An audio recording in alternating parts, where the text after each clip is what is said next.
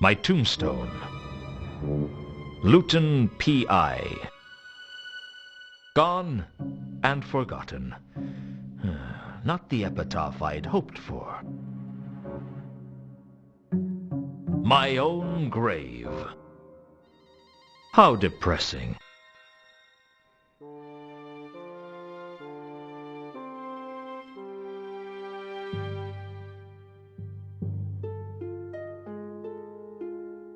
There was a water-soaked letter by my graveside.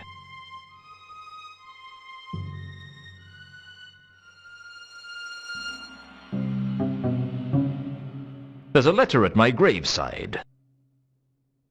Who's it from? Ilsa. Who's Ilsa? An old flame of mine from the good old days. How old? Old enough to be good. What does it say? It appears to be a love letter. Dear Luton, I'm writing this letter even though I know I will never have the courage to give it to you. I have to leave Ankh-Morpork. I can't tell you why. I wish I could. These last few days have meant the world to me, but I haven't the strength to tell you to your face that I can never be yours. I am married to an Agatean man named Two Conkers, and I thought I would never see him again. He was dead to me, and my life was empty. Please believe me, I never meant to hurt you. I hope you can find it in your heart to forgive me. I will always look back on the Hotel Pseudopolis fondly. You all right? Sure.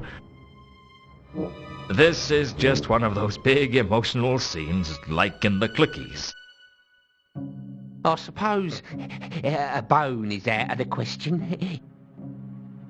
Maybe a dog biscuit? Wag, wag?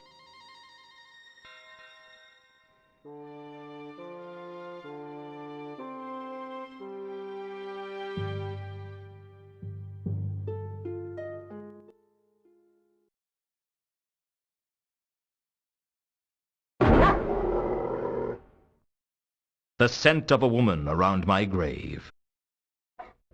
The smell of Gaspode the Wonder Dog, not unlike that of a privy carpet.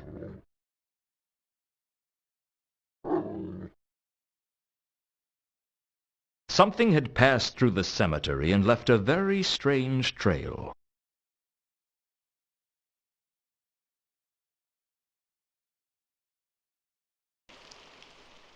I followed the magenta scent with a certain sense of grim inevitability.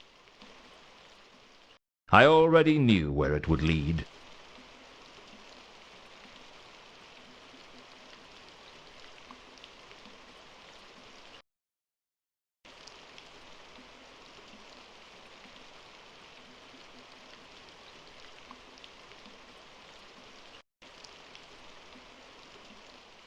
Having a chalk outline outside just didn't put people in the mood to gamble. It was probably the only time in my life I'd had an effect on high society. I couldn't think of a good reason to erase the chalk outline other than the giddy thrill of vandalism.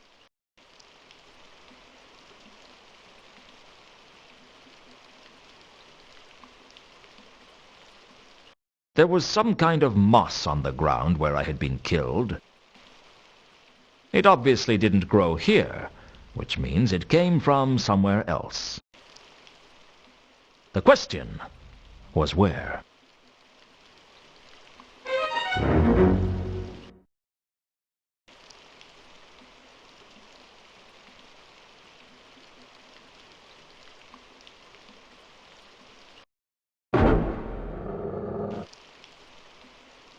Down by the river, the smell of the Ankh was... oh, I don't know.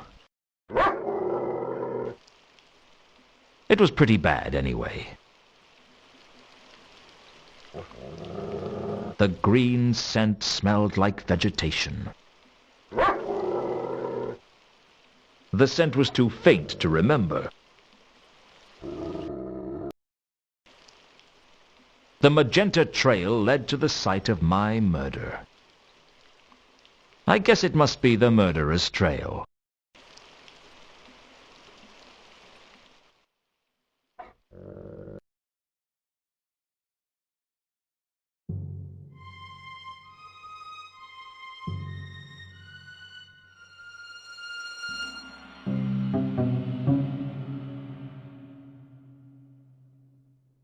I followed my murderer's trail back to the Temple of Small Gods.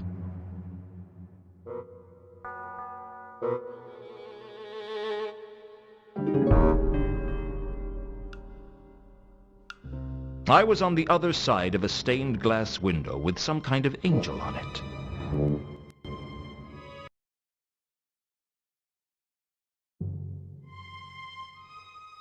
I could see that someone was on the other side of the window. I'd have to look around inside the temple to be sure of who it was.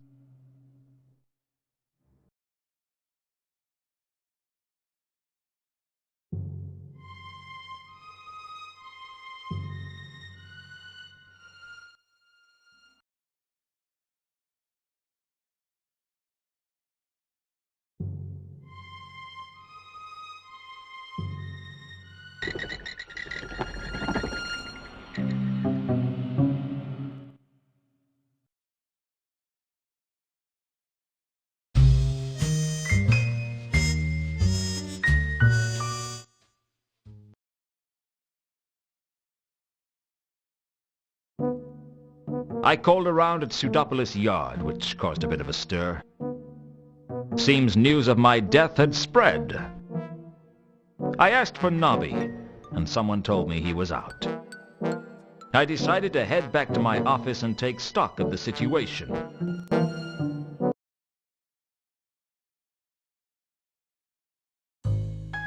When I returned to my office for the first time since my murder, a man was already there. I knew he was a man because Corporal Nobbs was the only person in Ankh-Morpork who has to carry a letter to confirm his species. He's the kind of man you get itchy from just talking to. There must be something here. Hello, Nobby. Luton, you're alive? I was just... I was just cleaning out your desk. Yes, of everything of value. Didn't they bury you? Rumors of my death have been slightly exaggerated. Meaning? Meaning I'm not dead, I just got buried. Yeah, don't tell me the details. Suit yourself. Nice crowbar you're using to jimmy open my drawers. Yeah. I sort of borrowed it from the evidence room. That's okay. I sort of borrowed it from a cart. Oh, I searched Reagan's body. There were 2 tiny bite marks on it. Really? I guess it was more suspicious than you thought. Well, I ought to go. Looks like you don't need your things collecting. How goes the case? The counterweight killings? Oh, still not much progress. They wouldn't let me investigate it if they thought there would be. How many murders do you guys think there are? 3. One of the patrician's clerks, the reader of esoteric occultism up at Unseen University, and one of the city's richest merchants. There'd be 3 more if you counted Mundy, Reagan, and Malachite. I suppose so. Still not convinced? Well, Vimes isn't convinced. Even though I've been cleared? I have to get back to the yard. Nobby didn't seem very comfortable around me. I didn't know if it was because of my return from the grave or because I'd caught him trying to steal everything of value that wasn't tied down. Although with Nobby, even if you tied it down, he'd steal the string. The only thing I was sure of was that my next step was to look into the counterweight killings. I had a feeling I wasn't going to like what I found.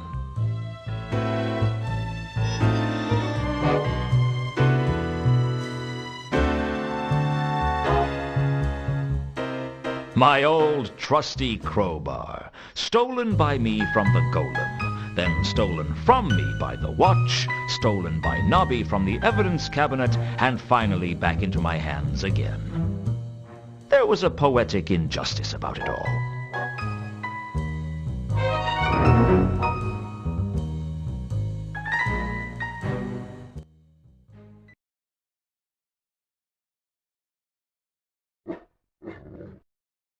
The cloud of teal-colored scent was the smell of tobacco and petty theft. Definitely Nobby's.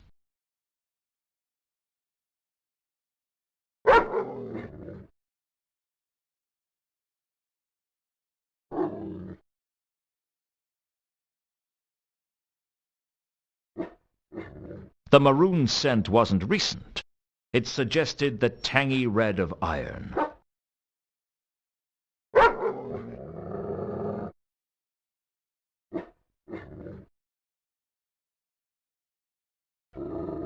Around the door was a strong, dark cyan odor with an earthy overtone.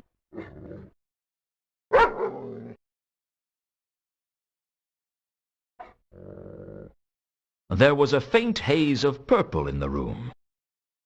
I didn't know who it belonged to, but there was something about it.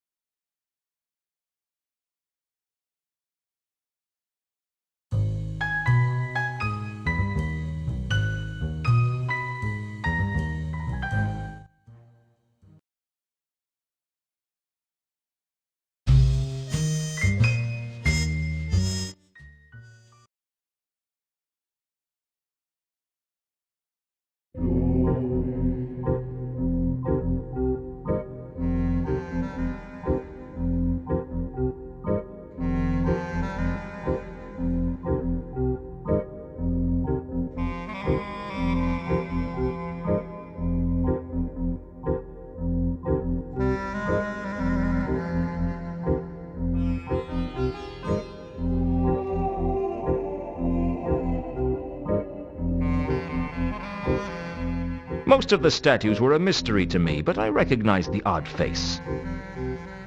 There was Zephyrus, the god of slight breezes, and Lamentatio, the goddess of interminable opera. I thought I could see FedEx, messenger of the gods, in one corner.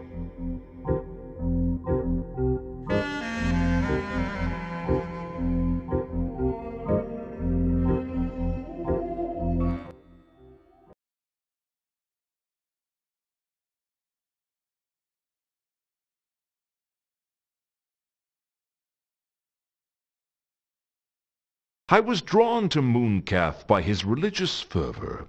He was the kind of man who wouldn't miss a single event in the temple, no matter how trivial. He also struck me as the kind of fanatic who knew 100 words for infidel, and not one for compromise.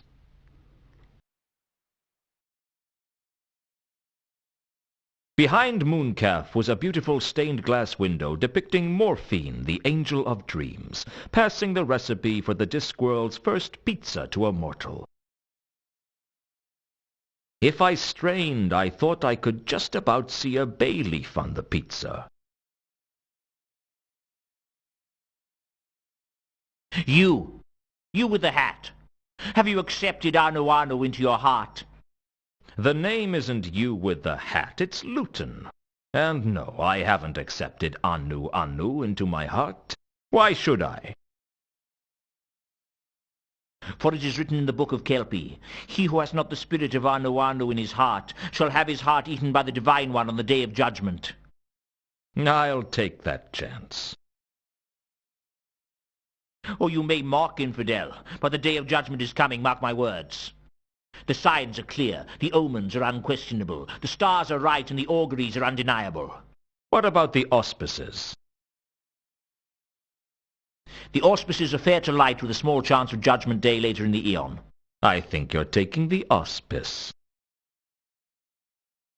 Did your church buy that window? We are not a church, we're a cult. What's the difference? Demographics. Churches appeal to the high society element. Good for funding, but bad for grassroots support.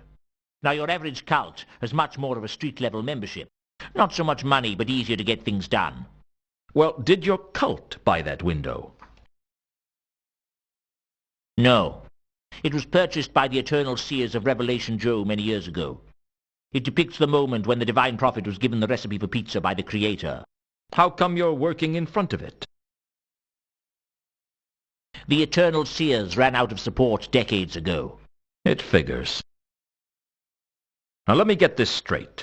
The eternal seers of Revelation Joe worshipped pizza. No, my child. The legends say that the first pizza was created by the Klatchian mystic Ronron Revelation Joe Sawadi, who claimed to have been given the recipe in a dream by the creator of the Discworld himself.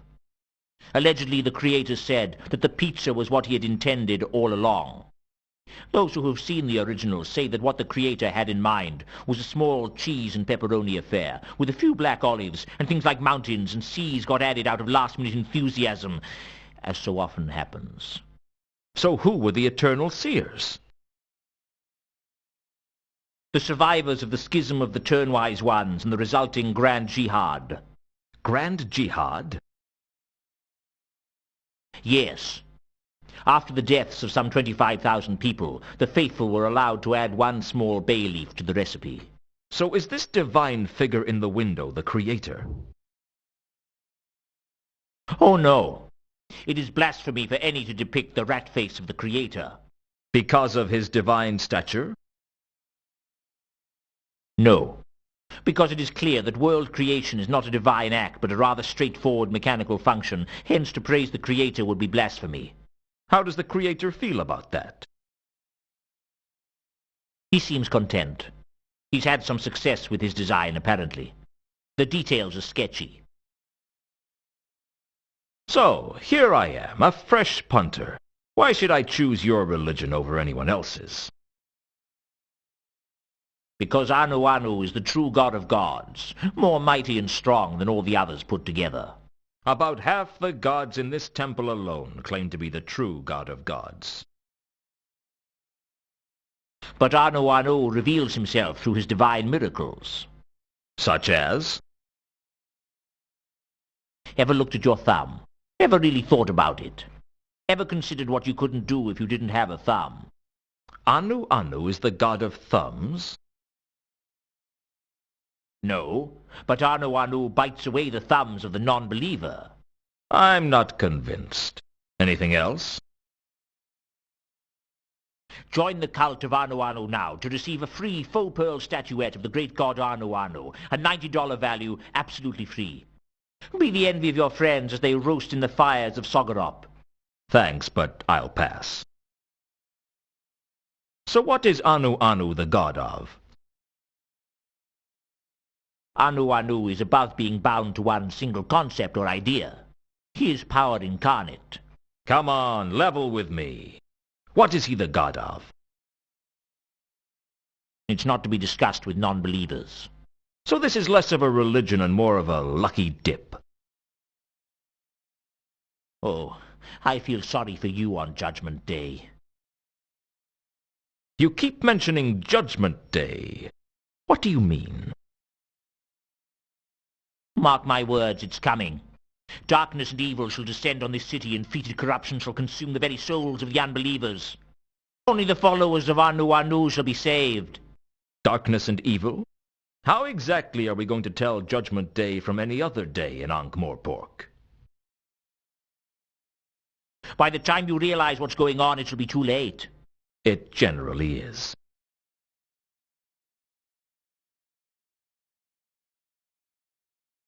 I asked Mooncalf where he was when the murder took place, and he told me he was holding a sermon. I asked Mooncalf where he was when the murder took place, and he told me he was holding a sermon.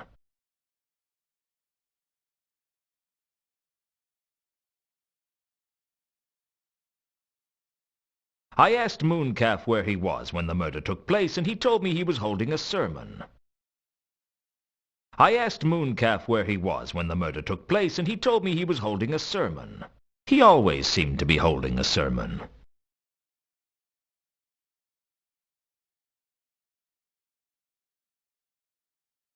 I asked Mooncalf if Carlotta was in the temple when Mundy was murdered.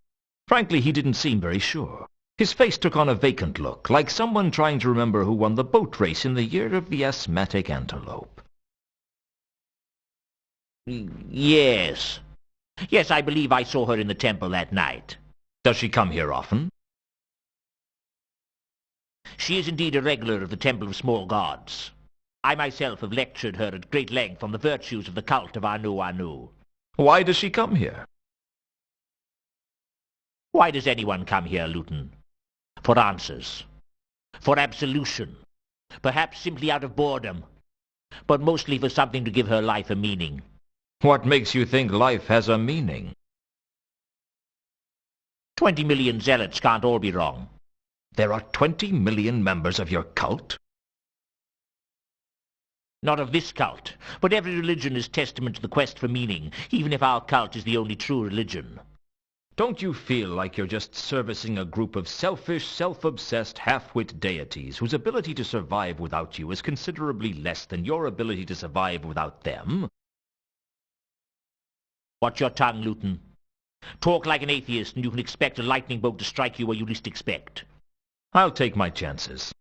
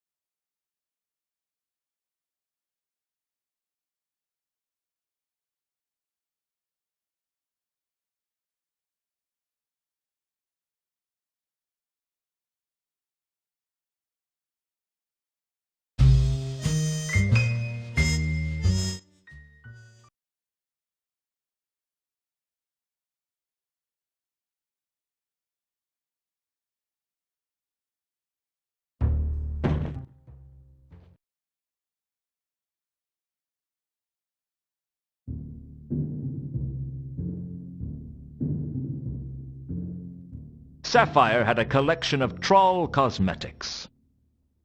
A granite filing stone, some colored sand, and various bottles. It all looked like junk to me.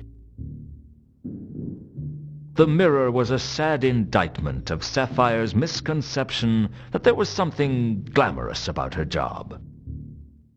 What do you know? I can see my face in the mirror.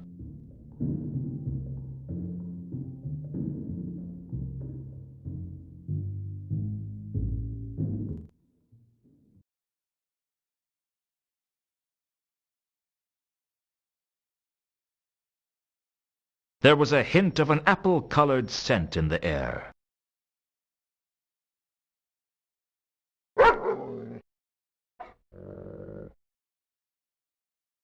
The cyan stench was coming from a bottle of perfume.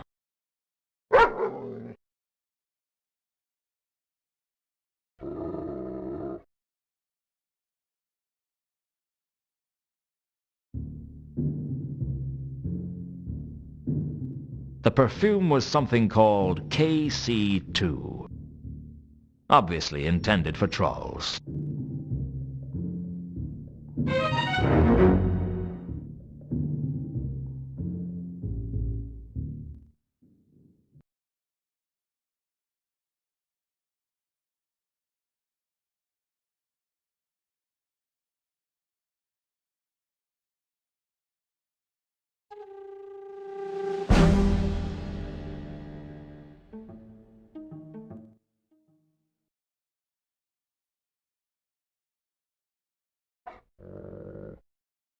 There was a hint of an apple-colored scent in the air.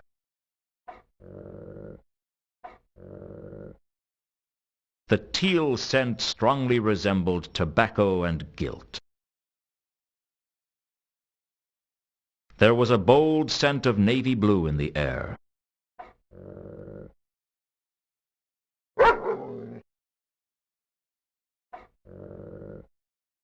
There was definitely the remains of a magenta scent in Mundy's room.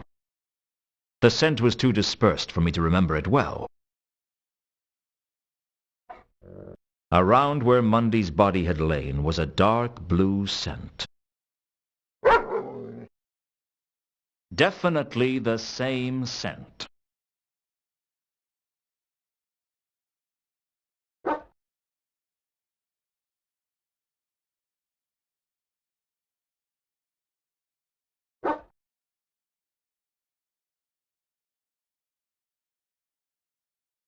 The apple-colored scent wasn't entirely unpleasant. I wasn't sure who the apple-colored scent belonged to. The apple scent here was the same as in Sapphire's dressing room. I guess it belonged to Mankin, the half-elf barman.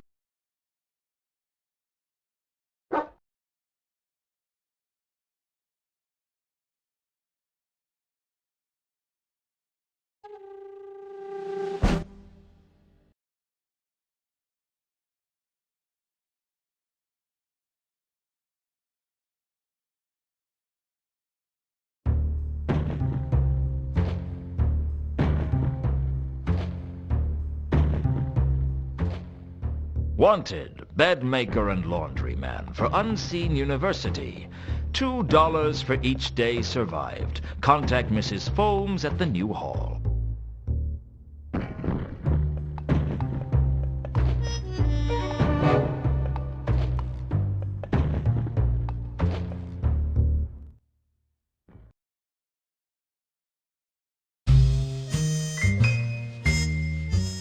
The new hall at Unseen University.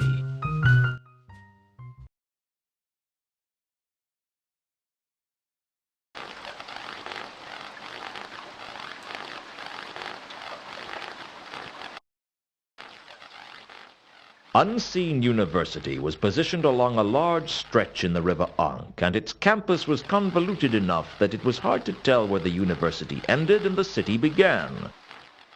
It would be wrong to say that the people of the city respected the wizards of the university, and it would be wrong to say that they hated them.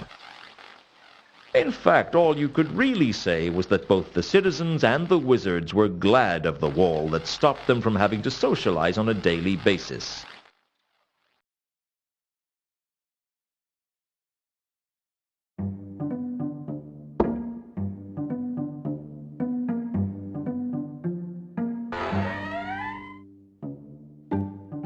Mrs. Foames? Yes? I am she. What do you want? May I come in? No, you may not. I've come about the job. Is that a fact? Very well, you may enter. But wipe your feet. I won't have the help messing up the carpets.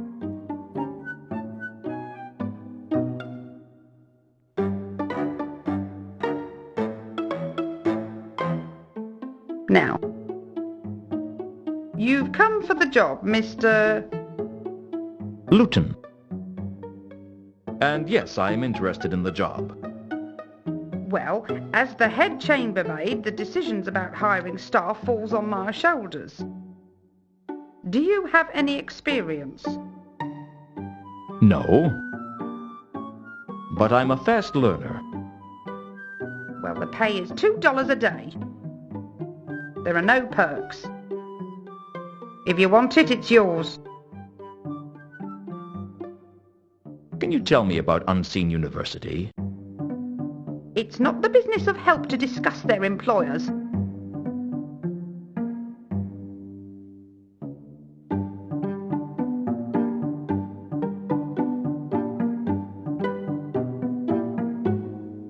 Is it dangerous working here?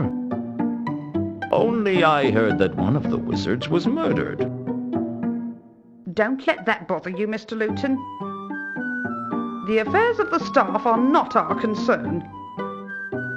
You don't think I'm in any danger? Goodness, no. The odd death is just the natural course of campus politics, I'm afraid. It's a shocking turn of affairs, but we mustn't question it. Dead men's pointy boots, and all that. Now, do you want the job or not? I'll take the job. When do I start? You can start now by making the beds. The dorm is through that door. I advise you to leave before the students get back. Why? Boys will be boys, Mr. Luton. And apprentice wizards are the worst kind of boys imaginable.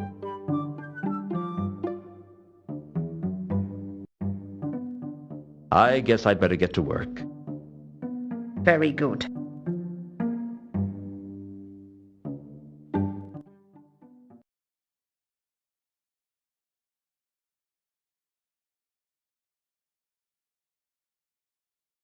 The octagram board appeared blank to my eyes, but I had a feeling there was something written on it I couldn't see. A few sticks of chalk, a type of chalk made from octagram carbonate, were resting on the top of the board.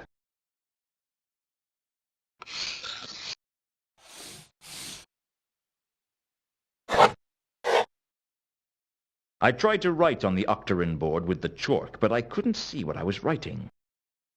The chalk marks were invisible to my eyes. I guess it was my job to make the beds. Watch how fast I go. For a brief moment, I considered actually making the beds. Fortunately, good sense prevailed.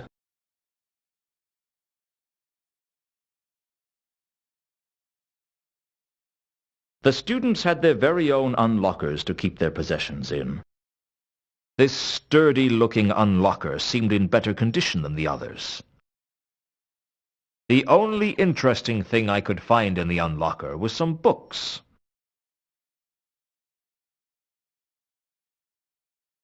I guess the rumors about the students weren't true. They did do some studying. What have we got? Occult primer, monster fun grimoire, Fullamyth, the theory of thaumic imponderability, lost temples of the great Nev.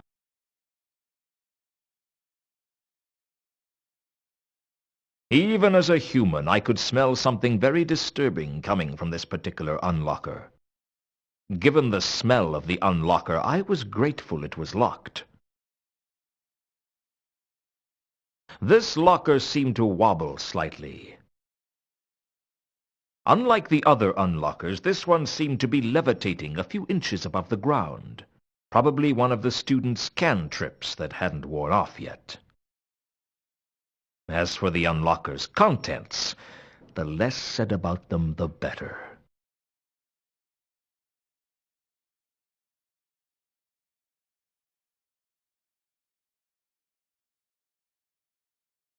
This unlocker seemed rugged, if slightly beaten up.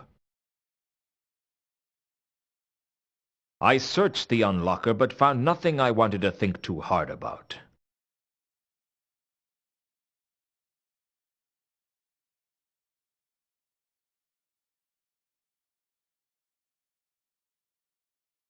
The dorm was full of the jangling scents of the students, but the most surprising thing was the octagram board. As a wolf, I smelt the words on the board. The chalk marks showed up as sparkling traces against the odorless board. It seemed to be a list of subjects the young apprentices were studying. Occult perils of lace-making, basic myth and monsters, principles of thaumic imponderability, and temples of the great Nev. Under the list of subjects were the words, "You must read a chapter on each before the next lecture."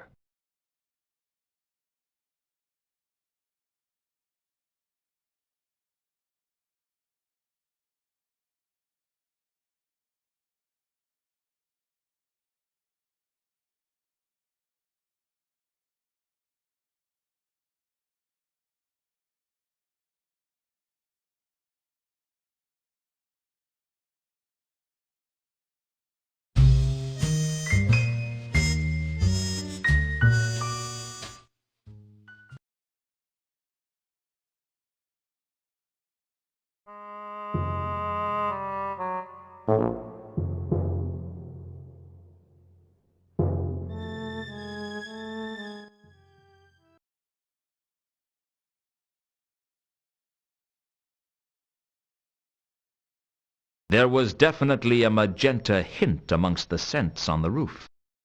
The magenta traces were too weak to be accurately memorized. Some parts of the roof had a navy blue scent to them.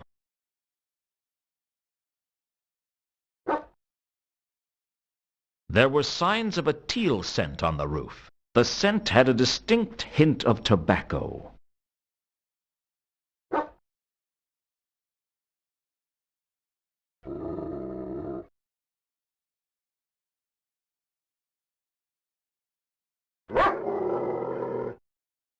The navy blue scent was strong and distinct. I wasn't sure who the navy blue scent belonged to.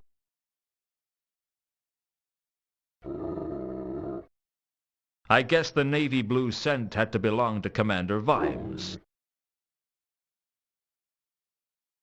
Definitely Vimes's commanding odor.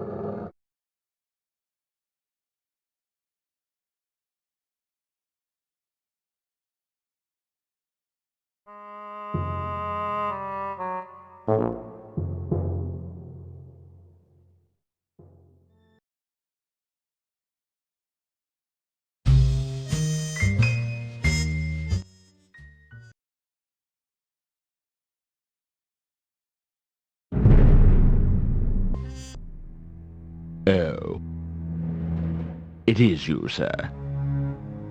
I'm just as thrilled. Who would sir like to see this time? I'd like to see Carlotta. Is she home? I will go and check.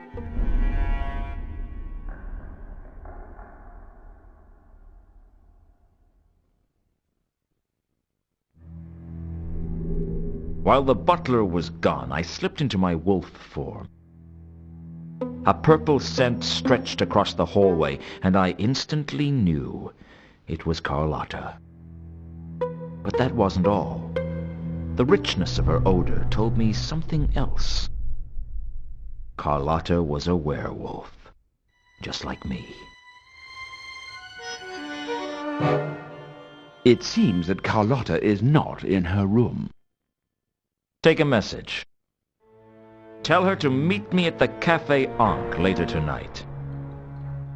As sir wishes. If Carlotta was the werewolf who infected me, I wanted to speak to her as soon as possible. Sheesh! You'd think a guy could take one kiss and wake up the same shape next day, wouldn't you?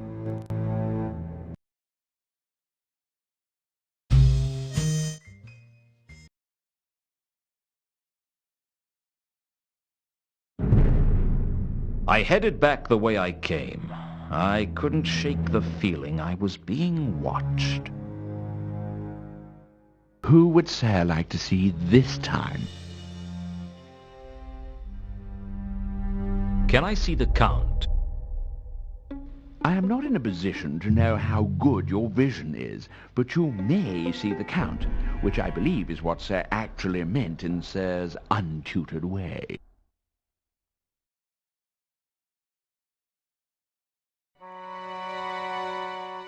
The Count's health was getting worse. He wasn't making much sense. Is that you? I knew you'd come for me sooner or later. Is it time? Is it time already? It's been such a long time, hasn't it? We've had fun together, haven't we? Soon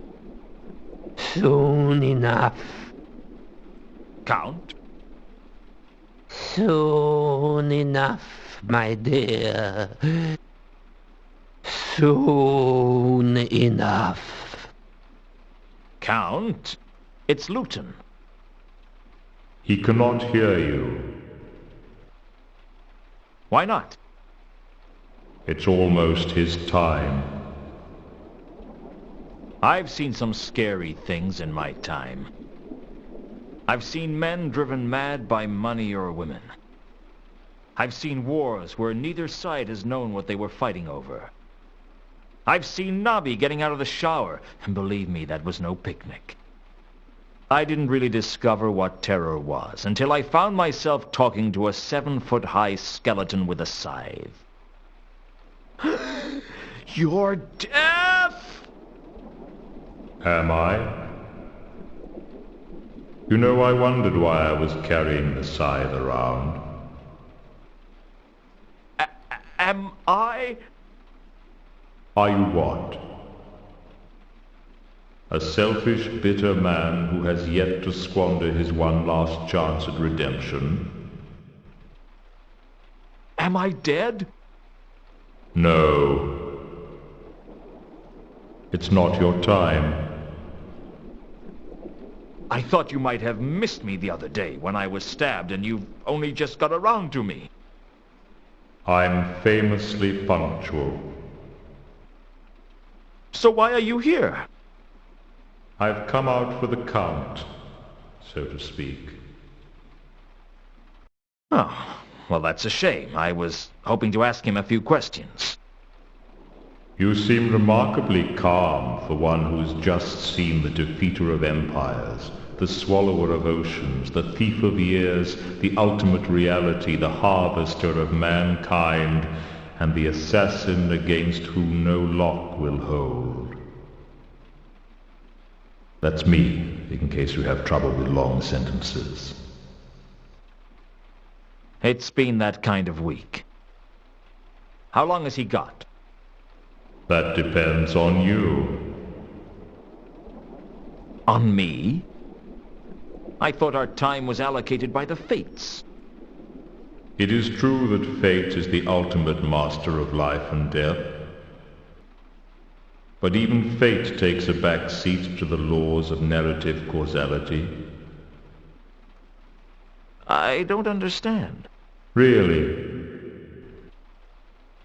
Who said you were supposed to? You might give me a clue. Let's just say that the actions of one person may change the way the whole story is told. I don't understand. Don't worry, it'll all become clear to you at the end.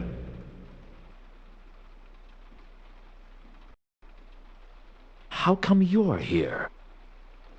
I came on my horse. What is it? A skeletal horse whose hooves spark with flames with each step? No. Just my horse. I call him Binky. And he's not a skeleton? He happens to be very well fed and looked after, thank you very much. I still don't understand why you're here. I mean, you're death. Shouldn't you be everywhere? I am everywhere. But you're here. Yes. As well. Don't try to work it out. Even I don't fully understand it. It involves really complicated numbers. You turn up like this for everyone? Generally, I'm only expected to make an actual appearance on special occasions. And this is a special occasion? Not yet. I've arrived ahead of time.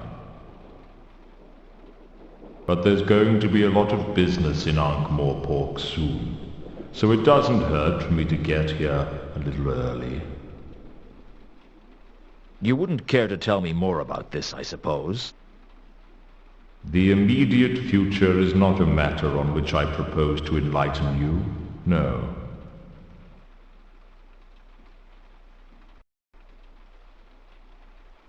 How come I can see you? Is it something to do with me being a werewolf? In a sense. It has much more to do with certain other matters. Such as? Ordinarily, I am only perceived by those who are about to die. So you are invisible? That must be useful. I'm not invisible, as such. People just can't see me. They won't allow themselves to do it. Until it's time, of course. Wizards can see me, and cats. Odd, really, but there you go. But I can see you. Indeed. People in a state of heightened awareness sometimes stop seeing what they expect to see and start seeing what is really there. Like with Gaspode. Frankly, I think your seeing me has more to do with your quest for the golden sword. You know about that? I've been around. I hear things. Why should the sword be a factor? Well, it's more to do with narrative causality, as I said. It's not really a quest. I mean, I'm just investigating a few murders. Believe me, I know. I was there. You mentioned narrative causality before. Did I? I must be becoming careless. Why? Aren't you allowed to discuss it? It's not exactly against the rules. But it might ruin it if I told you. Ruin what? The story.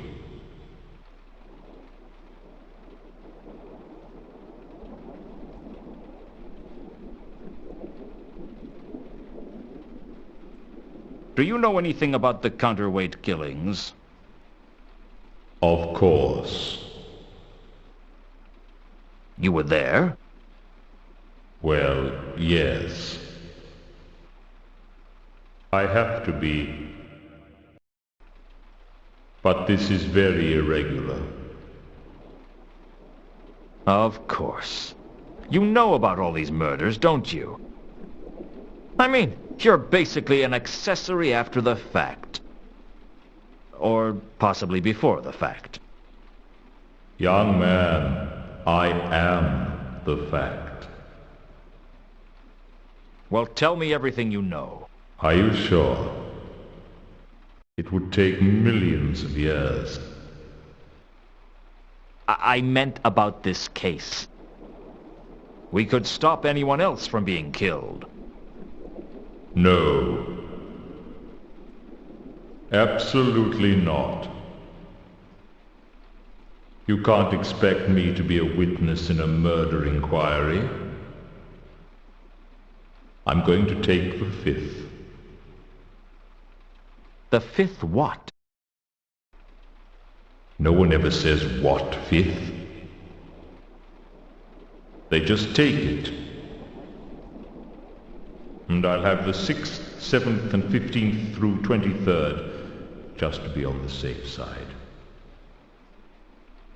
So you won't tell me anything? Oh, lots of things. I like to talk to a man who likes to talk. But you won't tell me anything about the murders? I will not. Supposing that caught on.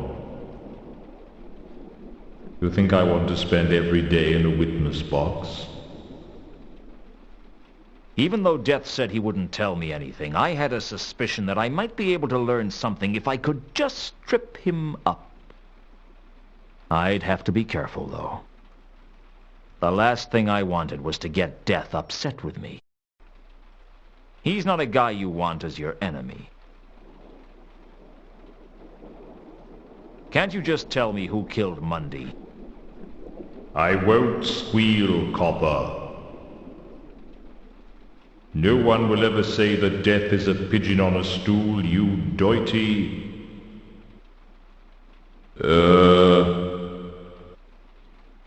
You doity rodent of some sort. I say, this is fun, isn't it? There must be something you can tell me about Reagan's murder. What would be the point of your job if I did all your work for you?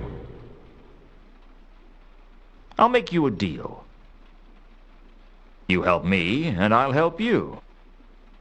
Oh yes, that'd do my reputation good, wouldn't it? You sidling up to people and saying, "Hey, sister, you're deader than a bucket of fish." No thank you. Okay. I was only trying to be friendly. I don't have many friends. Don't have the knack, I suppose. You and me both, pal. Still, we both have jobs that allow us to get out and meet people. You can at least tell me why the murderer killed Reagan, Mundy, and Malachite. Surely that wouldn't be a problem. Look, if I tell you about him, where does it stop? No. I will tell you nothing. I think it's too late for that. Bugger. I don't suppose you could forget I said that. Sure. Thanks for eliminating half of my suspects. So, the murderer was male. Well, that put Carlotta and Sapphire in the clear.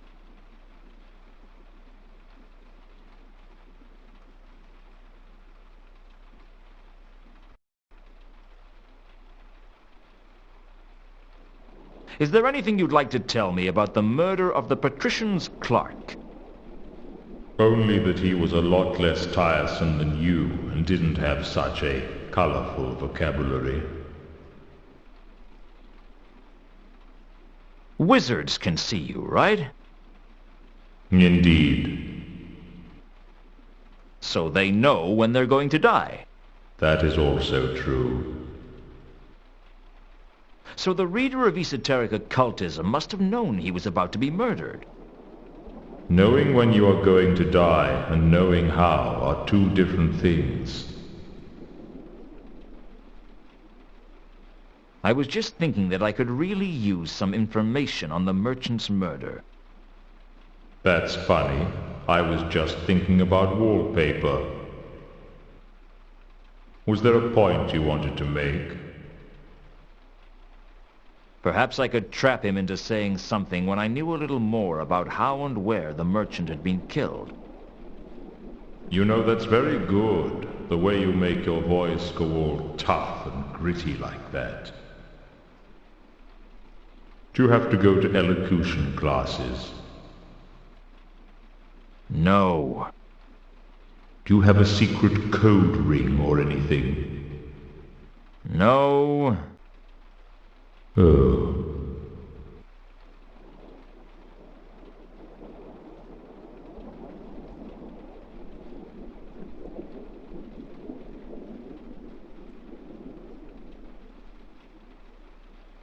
Do you know anything about golden swords? I've seen a couple in my time. Such as? Oh, I don't know. If you've seen one golden sword, you've seen them all. Do you know anything about jewels? Jewels? Shiny. Not much use for anything except looking pretty. Count von Uberwald? Has it turned cold again?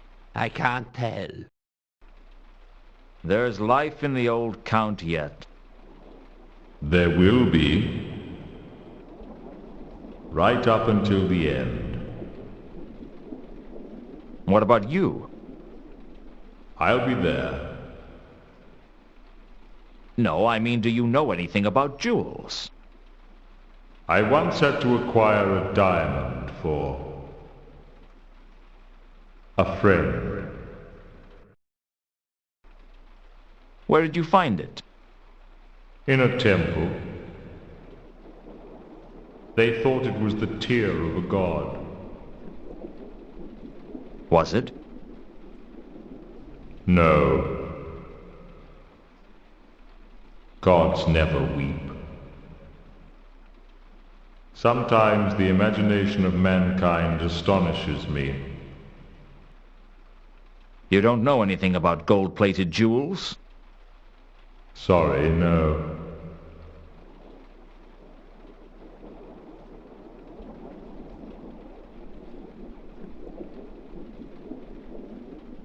Some moss, found where I was murdered.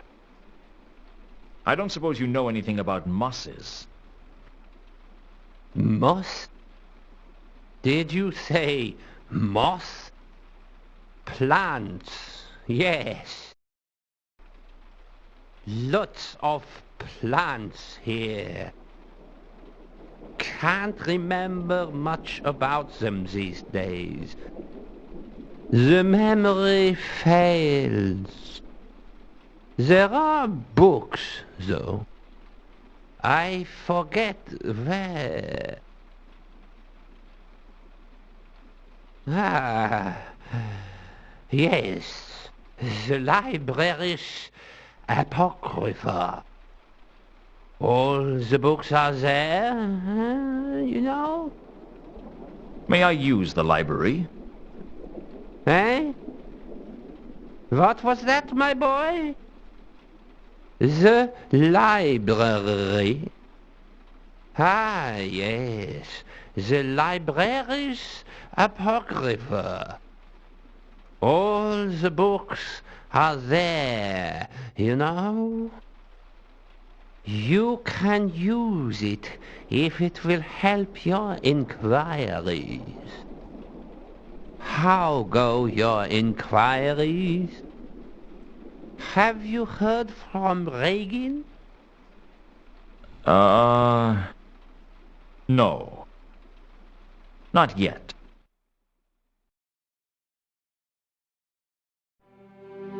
This room contains the von Uberwald's Libraris Apocrypha. So will, I trust, be careful not to damage any of the priceless tomes housed within.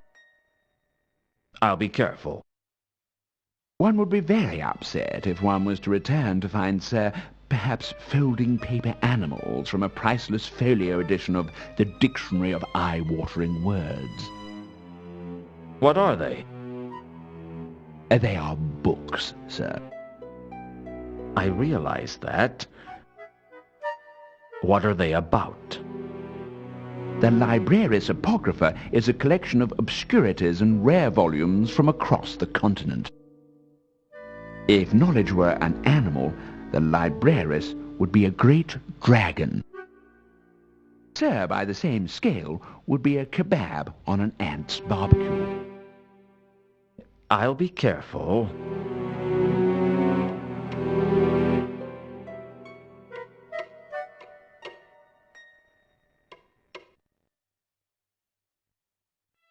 The library was the von Uberwald's collection of obscurities. Perhaps I could turn it to my advantage. I grabbed a book from the shelves. Jane's All the World's Siege Weapons. Fascinating stuff, if I was planning to storm a castle and I had the defense budget of a small barony.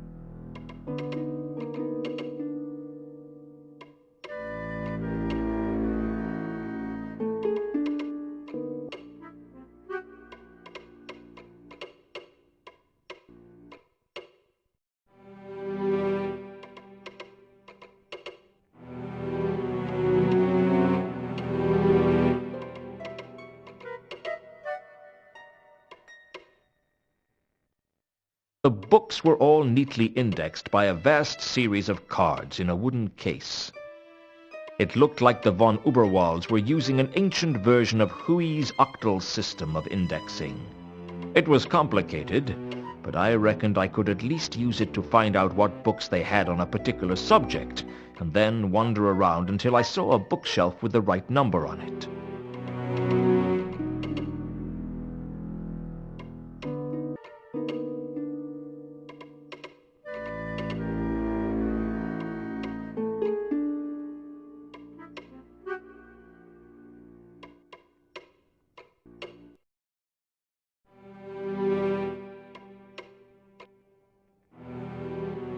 I found a copy of Orange Crates on the Nature of Plants.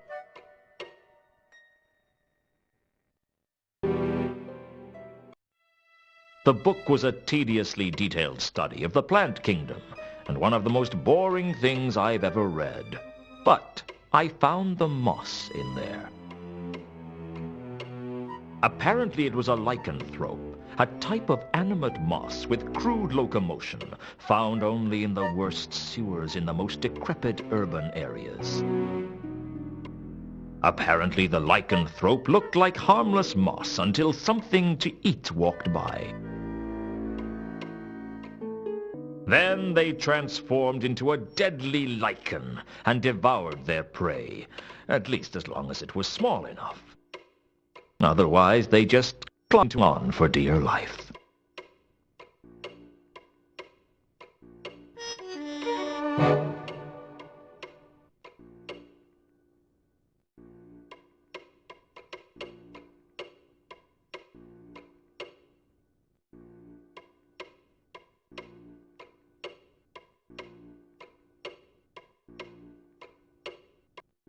I checked through the library and found some ancient plans of the city of Ankh. There was an intricate sewer system beneath the city. It must be thousands of years old.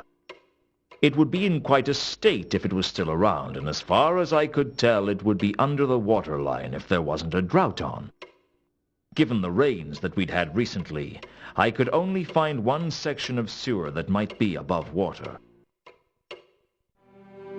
There was a shallow sewer recently, island bridge around the rimward side of the royal winter palace of the kings of Ankh, now the home of the patrician. I guess the designers weren't allowed to put sewers under the palace grounds, which might have been why the royal summer palace of the kings of Ankh was a long way from Ankh-Morpork. That and the stench of the river Ankh, anyway.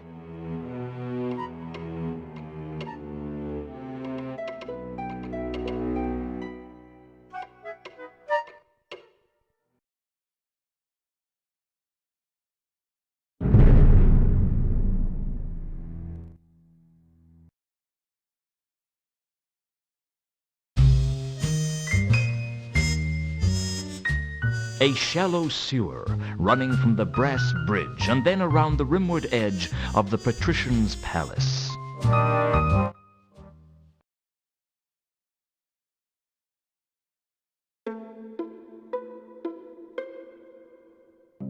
The ancient civic plans from the library led me straight to the sewer's entrance, not far from the Mortland Bridge. A relatively small tunnel was concealed beneath a pile of debris that must have accumulated over the centuries. It looked as if most of the tunnel was concealed actually still above the water line, or the sludge line, to be more honest about it.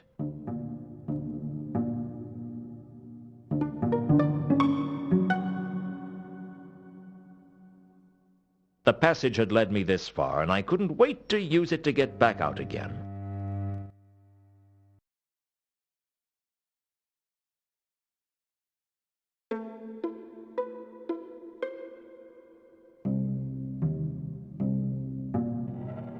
I wasn't even sure it really was water.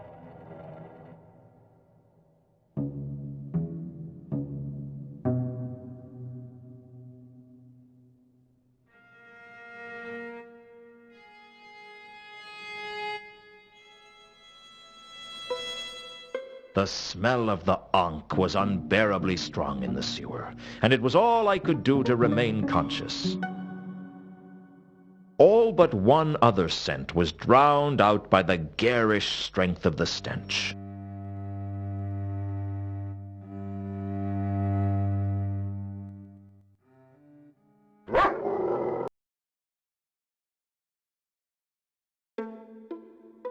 The trail that I had seen in the cemetery seemed to continue down in the sewers, starting at one of the pipes and disappearing into the passageways. It was almost drowned out by the smell of the ankh, though.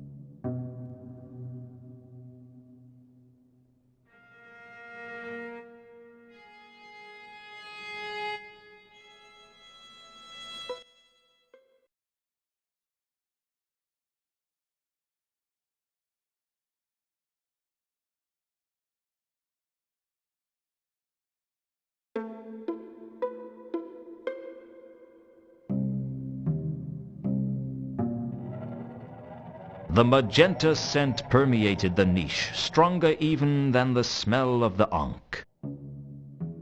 There weren't many times in life you got to say that.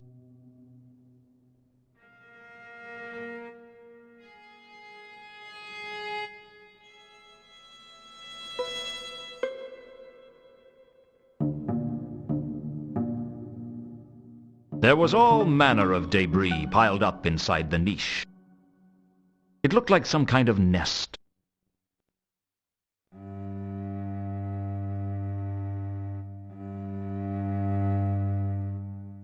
Amongst the garbage was some kind of pendant.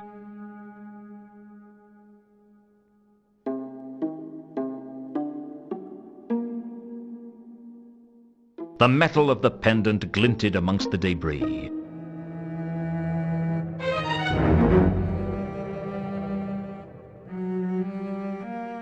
As I stood in the alcove examining the pendant, I felt as if I wasn't alone.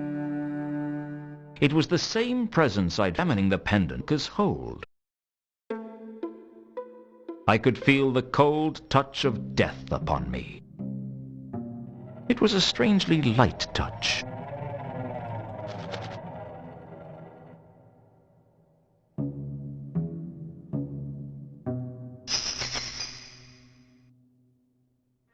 Size obviously isn't important, I agree.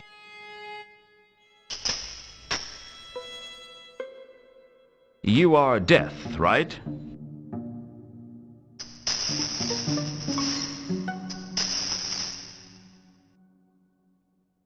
Rats have their own death? No offense, I mean, you're very, very intimidating. For a skeletal rat, at least. If you don't mind me asking, were you on the Milka before?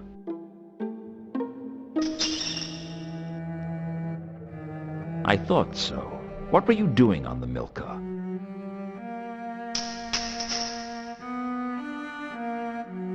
Uh-huh.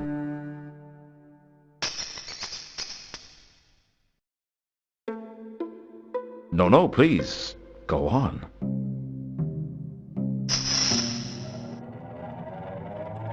Did you see anything?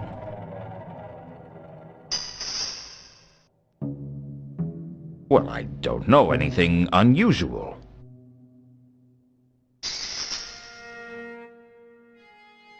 Anything else?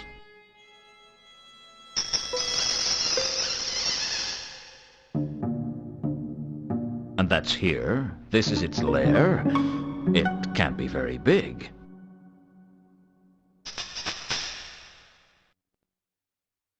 That's not very comforting. But I guess that's not your job. But comfort, I mean.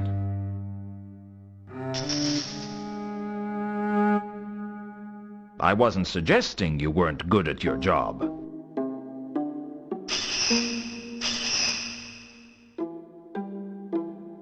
I've never looked at it that way before. I couldn't believe it. I was talking to a phantasmal rodent. I hoped he couldn't read my thoughts. He seems easily offended. So, what's it like being the death of rats?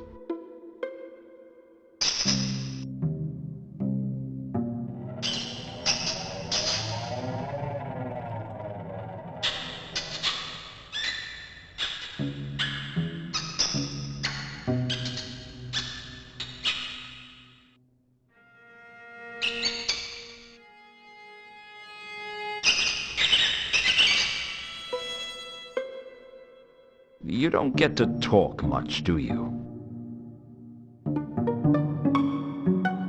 So what's your connection to the big guy?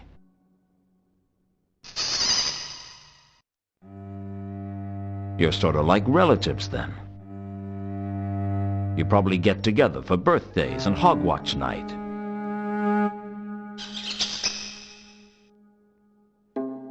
I'd like to see that.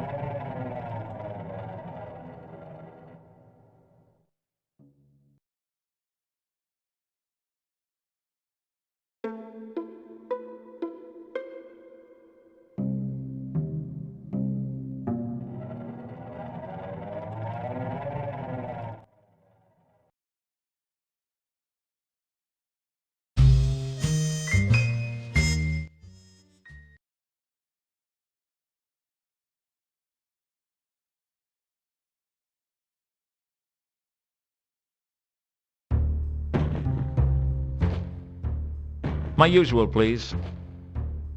Luton. You're... What? Is my tie not done up straight? Is there an unfortunate mark on my nose? I heard you were dead. Perhaps I am. Get me a stiff drink. How about a whiskey? Don't you want something with it? All right, put another whiskey in there. Drinking like that'll kill you. I'm dead already. You didn't come back here to drink, did you?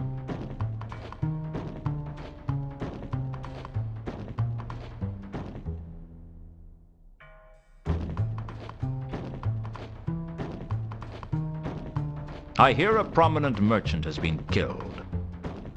Heard anything about it? All I heard was that someone in the Merchants Guild got killed. That's all I know.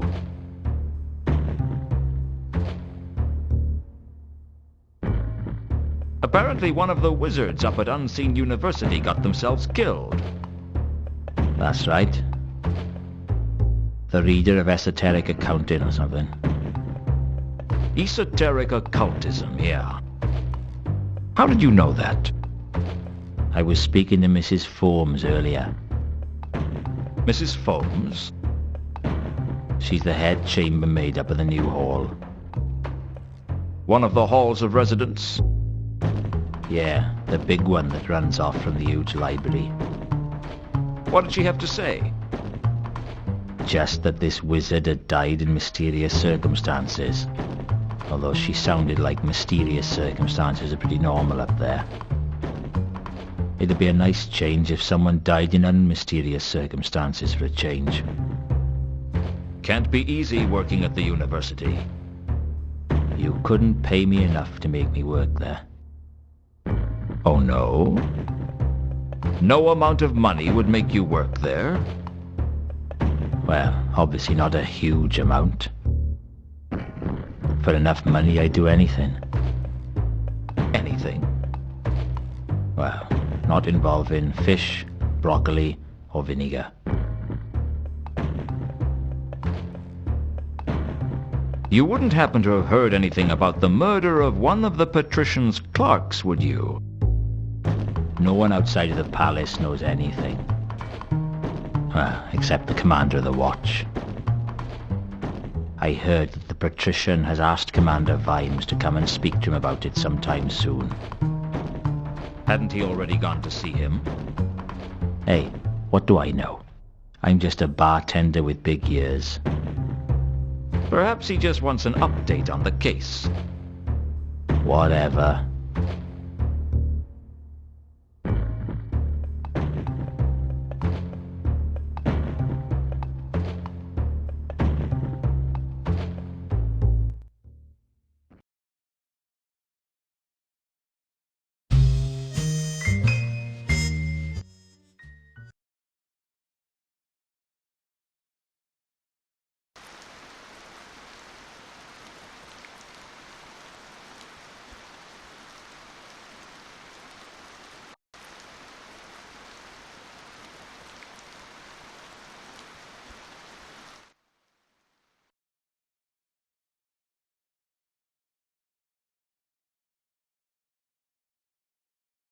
The garbage was giving off a distinctive green cloud, not dissimilar to the smell of the River Ankh.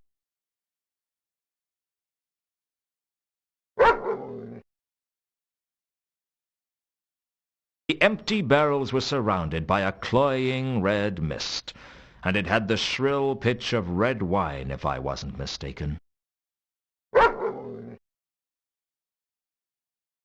One of the empty barrels had a faint magenta trace to it. The scent was too weak for me to really remember it.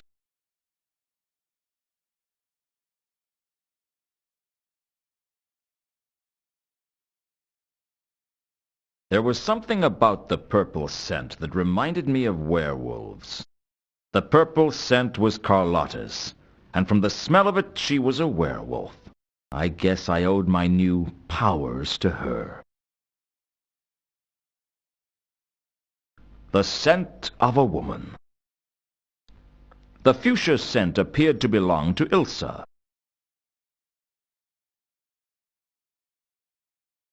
The two scents had a superficial similarity. One was more supernatural than the other, though.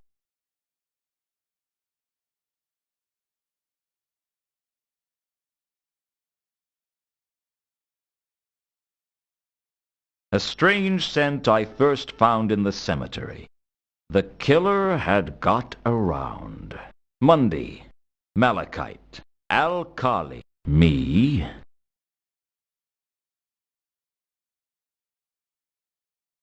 Definitely the same scent as my killer, which meant whoever it was made it into the palace concealed in a wine barrel. Why did that bring to mind the phrase, "You wait, time passes," and Thorin sits down and starts singing about gold?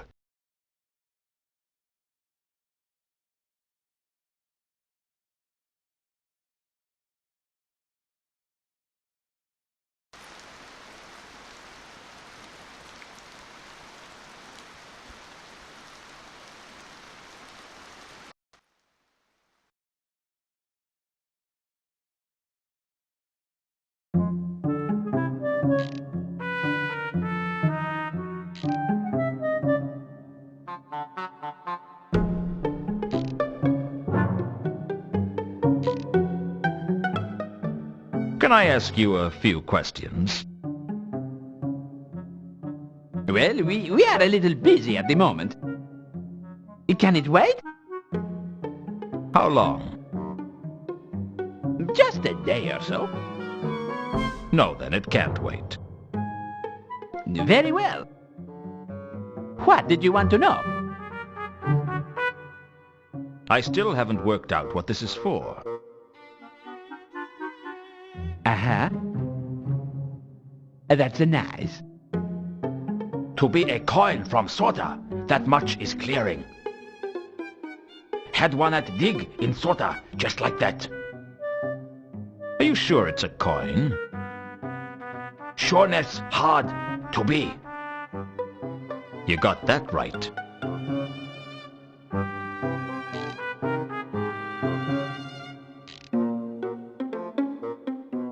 I'd found the pendant in the sewers.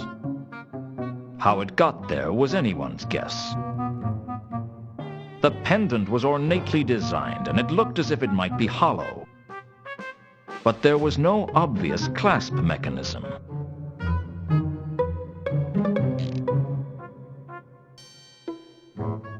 Do either of you recognize this? Is of much familiarness. From where? Near sort being. Somewhere near. Ha! Yesness. Seal on temple in Alkali. It's the seal on the doors of a temple? May I see? Sure. Why not? Ah, yes, I recognize that. That's from the temple with the intricate door locking mechanism, isn't it? Quite a marvel of technology for the era it was built, those doors. I was very impressed with them. Now, what was the name of the god it was dedicated to? I can't quite remember. I know. I am sure you do, but give me a moment and it'll come to me. I think he meant it's from the temple of Anu Anu. Ah, yes. I remember. The temple of Anu Anu at Al-Khali. A lovely building. And this is a replica of the seal. Of much sureness. Replica of most exactitude. That might be helpful to know. Thanks.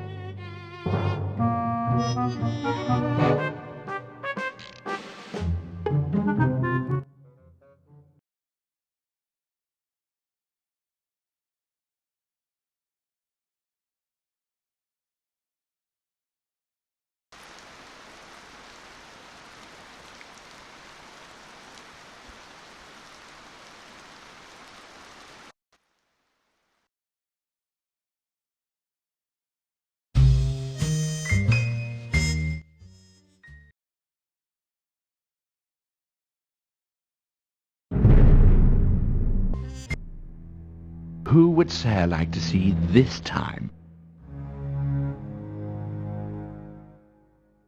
I'd like to use the library again. Very well. I will show Sir the way, since it seems the labyrinthine corridors of this vast edifice are beyond Sir's meager navigational skills.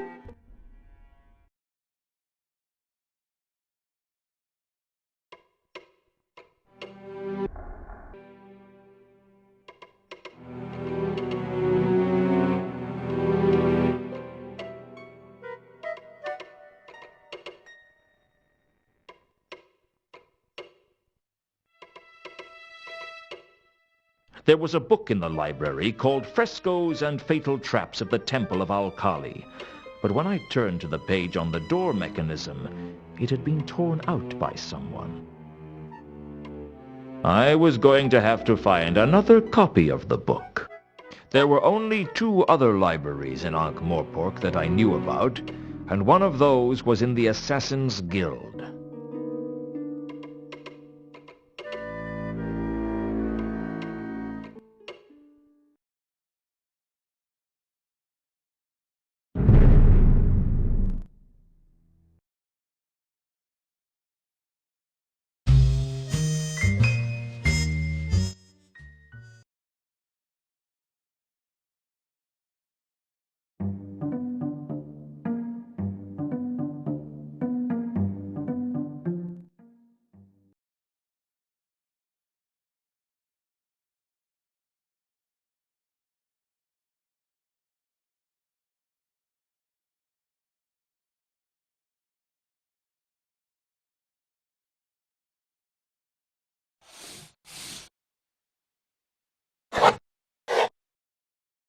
I altered one of the subjects on the board, switching the Great Nev for Al-Khali.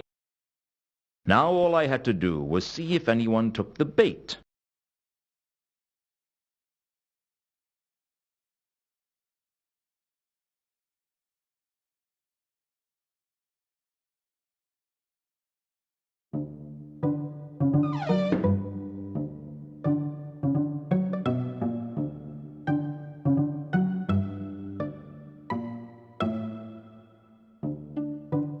The burly porter had inflexible written all over him in large ironclad letters.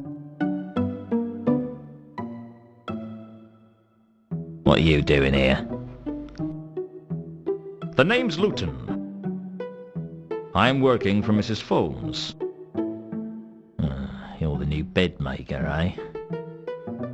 Well, you can't come any further than this, Luton. Wizards only in the library, thank you. Wizards only? Well, wizards, apprentices and orangutans. Are you a porter? No, I'm a bledlow, and there's a difference, all right?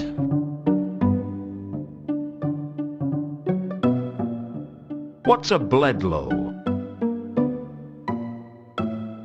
We look after the students. Look after them? Just like the watch looks after the city. You throw your weight around and beat them senseless when they do something wrong? That's about the size of it, yeah. You don't mess with the lobsters. Lobsters? Just a nickname we've picked up over the years. Why? If you see us get our hands on a student, you'll understand. You make it sound like you're hunting them down. Of course. All students are guilty of everything.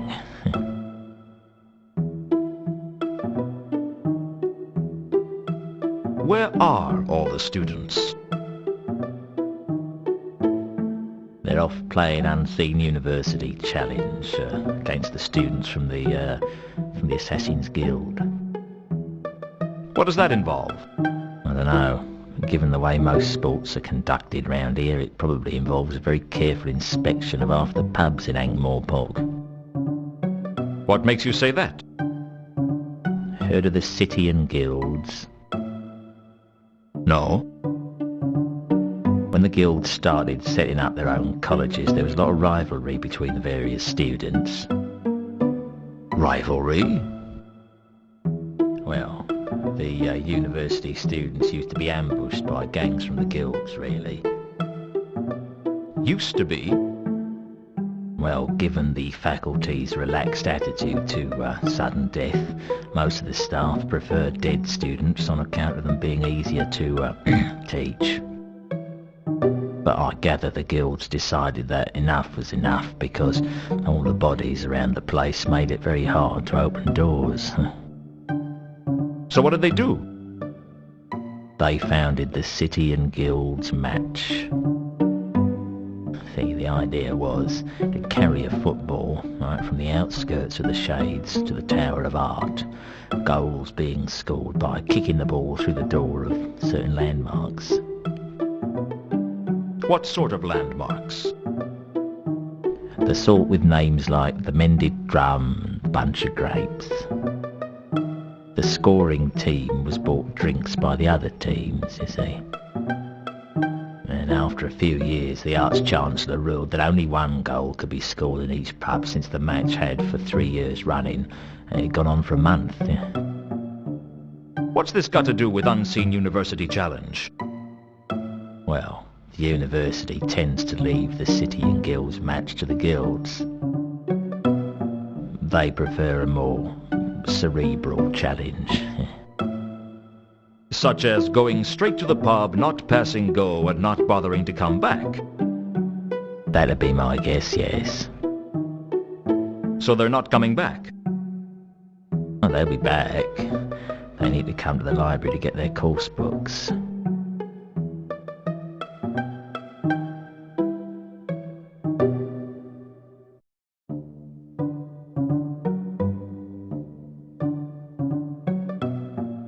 I hear the reader of esoteric occultism was murdered. Yep. Old Mason was so full of poison, even the worms wouldn't touch him. He was poisoned? That's right. Right here in the Widdershins wing of the university. You don't sound concerned. I just keep an eye on the students. The wizards can do what they like to each other.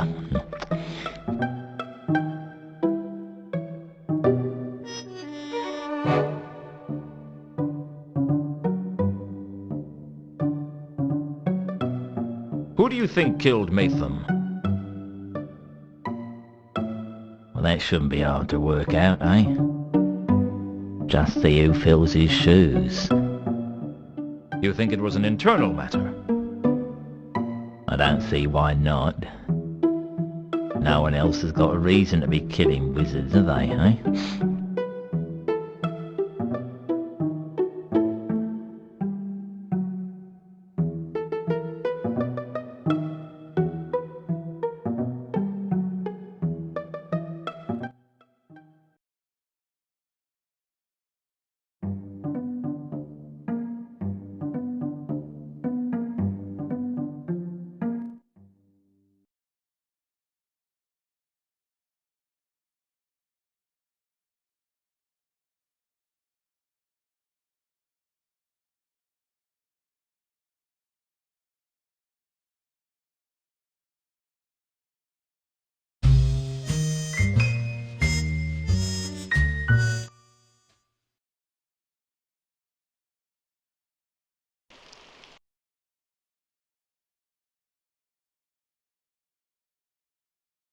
The Merchants' Guild was the youngest of the Ankh-Morpork guilds, founded in self-defense by the city's traders and shopkeepers when they realized their role in the grand scheme of things was to be robbed. Robbing fat merchants, it seemed, was a perfectly socially acceptable, even heroic thing to do. Consequently, they weren't the friendliest of guilds either. I wasn't holding out much hope that they'd help me.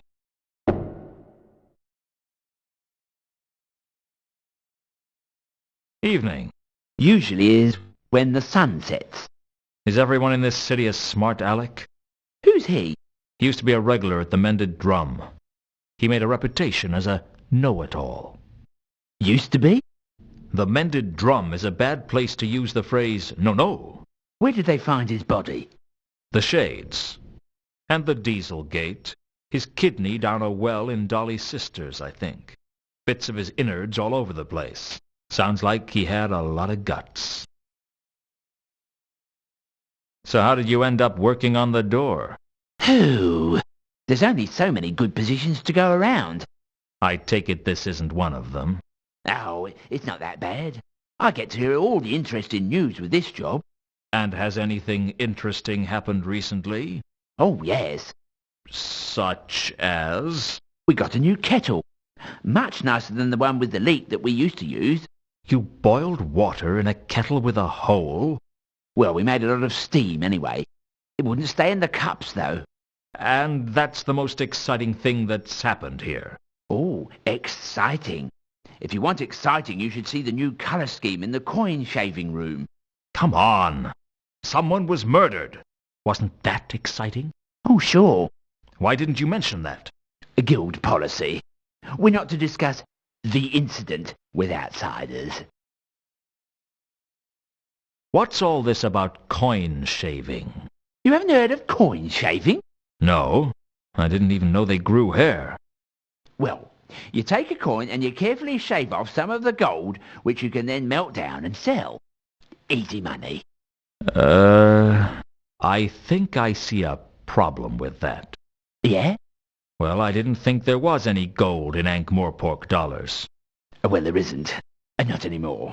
We kind of shaved them too much. So what do you use the coin shaving room for?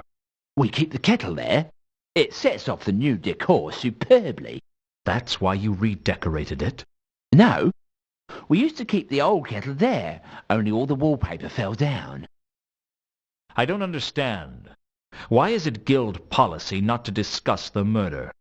Well, as you probably know, we formed the guild to stop the dreadful habit of visiting heroes robbing all the fat merchants. Yeah, I heard that. Ah, yonder lies a fat merchant, they'd cry, using that special landlord a flagon of your finest ale hero talk. Let us relieve him of some of his ill-gotten gains. Pon my scalliard. Next thing you know, they've robbed you blind. That's the thanks you get for years of service. Years of service, carefully mixing sand in the sugar and switching the number plates of the donkey carts. Hey, that's a very stilted view. What about all the other top-quality bargains we offer? Ah, yes. All those once-in-a-lifetime, never-to-be-repeated, absolutely didn't fall off the back of a cart offers. Exactly. Plus, we keep the economy of the city running. By giving small sums to the less smelly beggars? Annually, yes. You were telling me about guild policy. Ah, yes.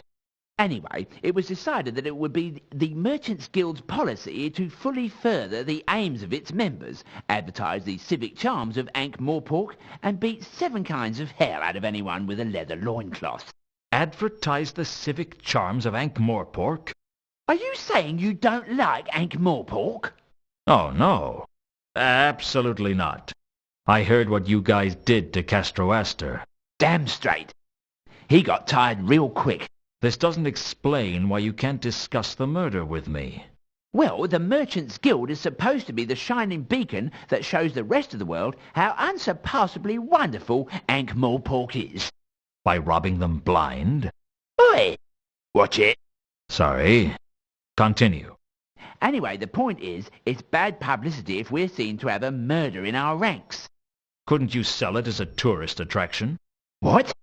You know, come to Ankh-Morpork, site of the infamous counterweight killings. Show some respect.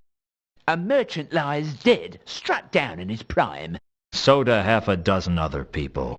True, but they weren't merchants. So how exactly do you go about advertising the civic charms of Ankh-Morpork? We pursue those misguided people who publicly fail to recognize the many attractive points of this fine city. Pursue? Yes, we hire large gangs of men with ears like fists and fists like walnuts to point out that Ankh-Morpork is in fact a marvellously clean and decent city in which to live. A process whose ongoing nature might be swiftly curtailed if they don't shut up right now. I suspect they see sense. Oh yes, even if their eyes are a bit swollen.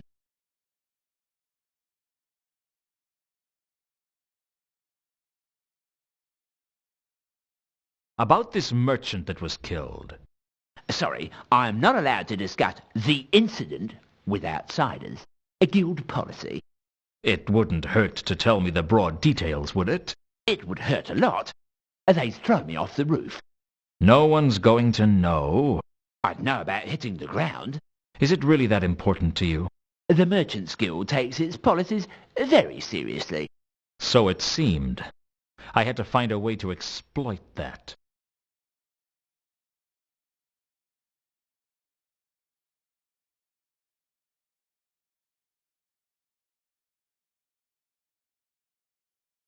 I hear up at the Unseen University they talk about dead men's pointy boots.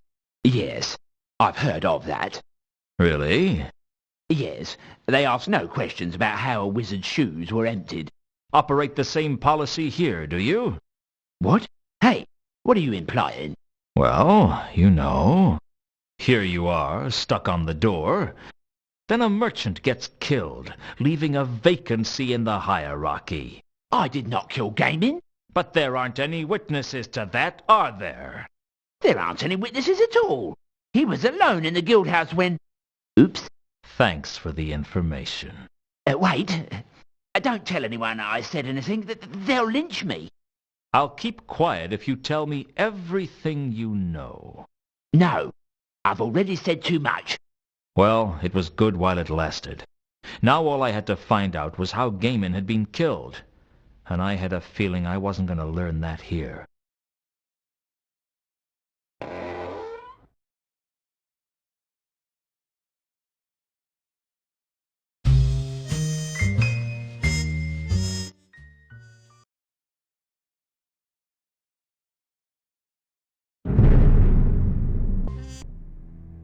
Who would Sarah like to see this time? Can I see the count? I am not in a position to know how good your vision is, but you may see the count, which I believe is what Sir actually meant in Sir's untutored way.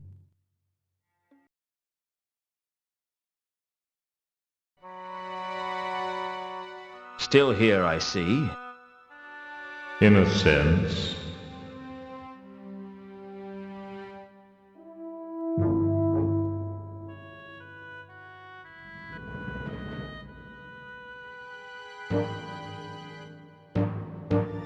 According to the gatekeeper at the Merchants Guild, nobody witnessed Gaimin's stabbing. Gaimin wasn't stabbed. Really? How did he die? He was strangled. Ha! Thanks. Blast. I didn't see that one coming.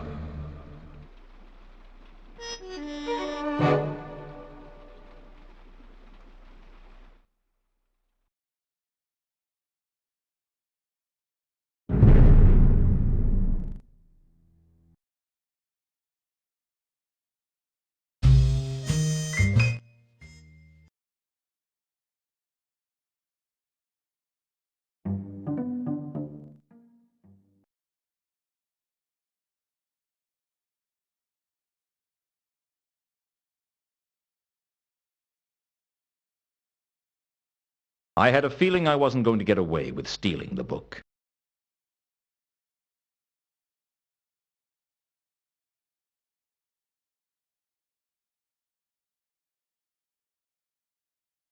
The pendant's design matched the one in the book for the seal of the temple of Anu at Al-Kali. The temple was famed for its intricate door mechanism, and the book described how to manipulate the seal to open the temple doors. I used the same method on the pendant, and it opened with a faint click. Inside was a small piece of paper with names on it. One name leapt out at me, intricate Therma, and the book described how to manipulate the seal to open the temple. I decided to keep the list to myself.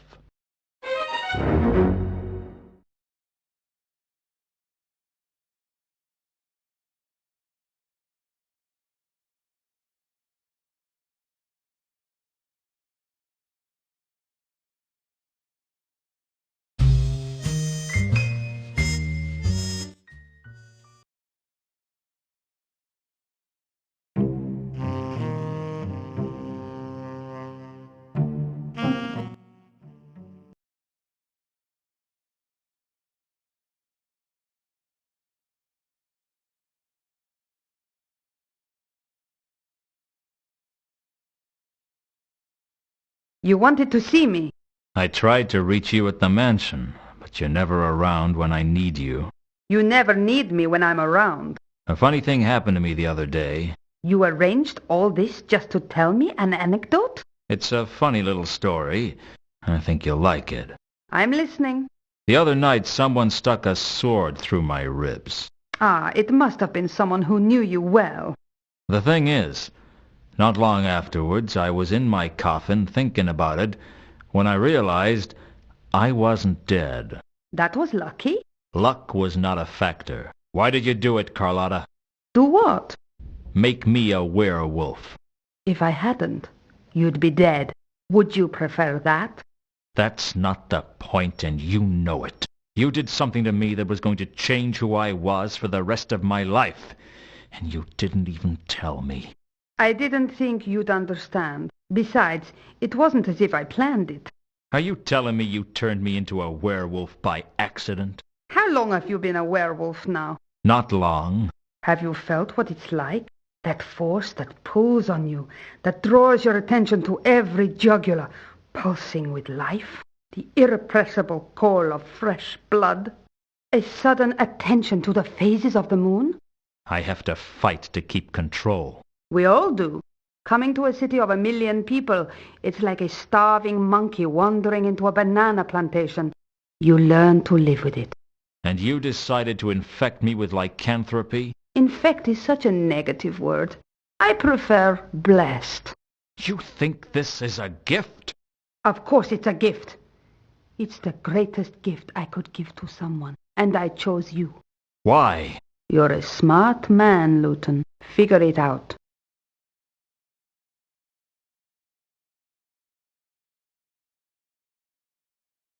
So level with me. What do you really know about the counterweight killings? Nothing, I swear. I swear all the time, but that doesn't mean you can trust me. Do you know anything about the murder of one of the patrician's clerks? No, I don't. Can you tell me anything about Matham's murder? No. What do you know about Gaiman's murder? Sorry, Luton. I'm not an expert on murders, despite what you may think.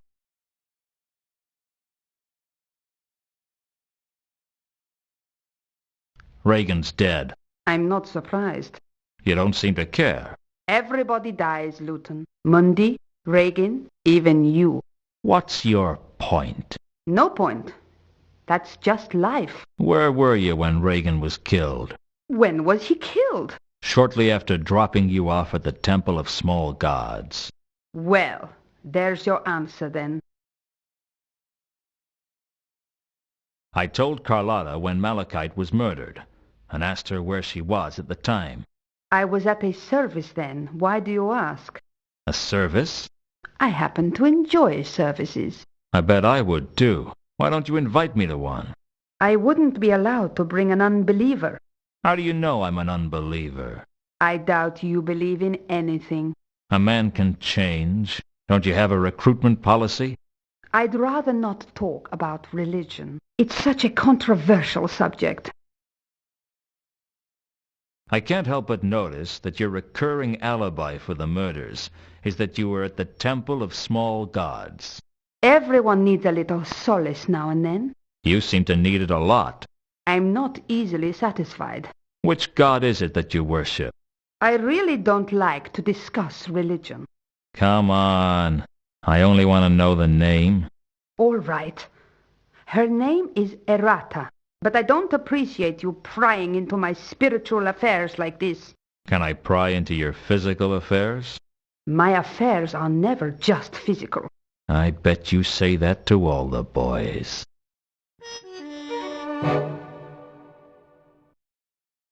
Where can I find you? I'll be around. That's not very helpful. What can I say? I go where I want to, with anybody I want.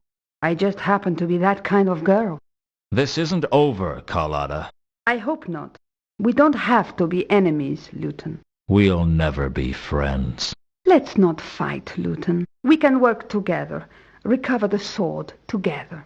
I don't know who you are anymore. I'm the same girl I ever was, Luton. It's you that's changed. You're telling me. You know, Luton, you don't have to work with me. You don't have to say anything, and you don't have to do anything. Not a thing. Oh, maybe just howl. You know how to howl, don't you, Luton? You just pull your jaws apart and blow.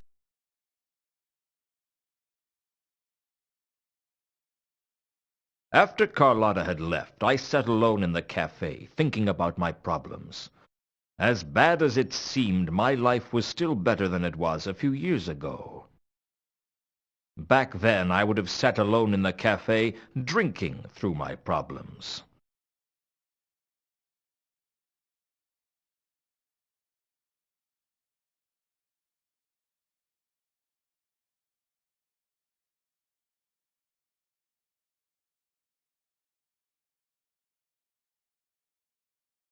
Some ale, Mr. Luton.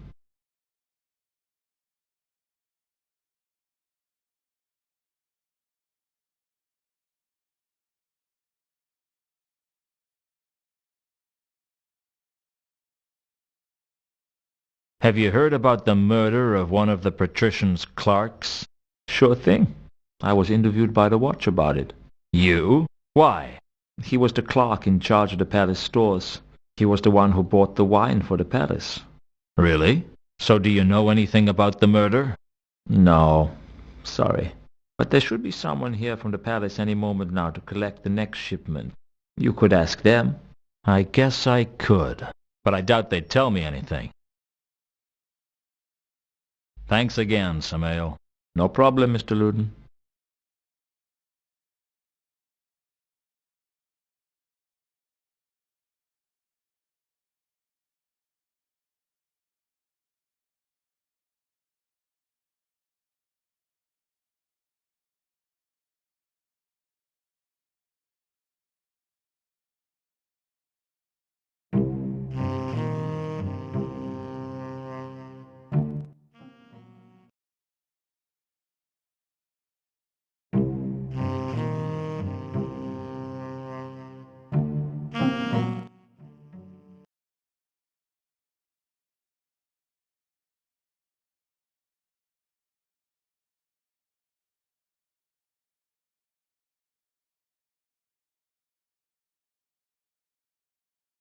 There was a lingering smell of purple in the corner. It was too scattered for me to remember it. There were some faint traces of a light blue scent in the corner of the cellar. The scent was very weak, and I didn't think I would be able to remember it very well. The predominant smell in the cellar was of red wine, considerably more pleasant than the smell of the river, at least.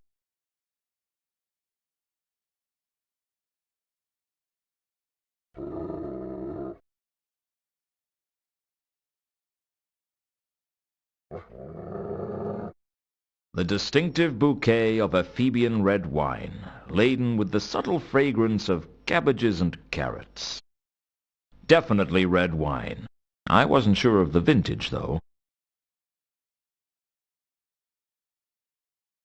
The red wine here had exactly the same scent as the barrels outside the patrician's palace.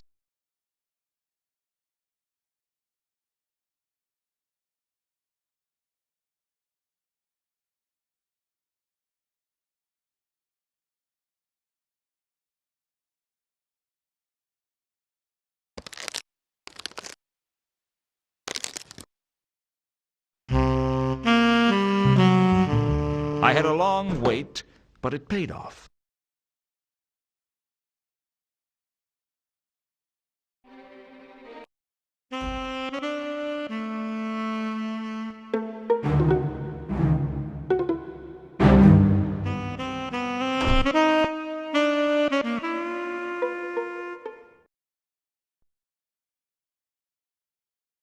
The wine barrels had allowed me to break into the palace. It didn't speak too highly of the palace's security, but I wasn't complaining. The storeroom was filled with boxes of food and supplies. I guess even the patrician had to eat every now and then.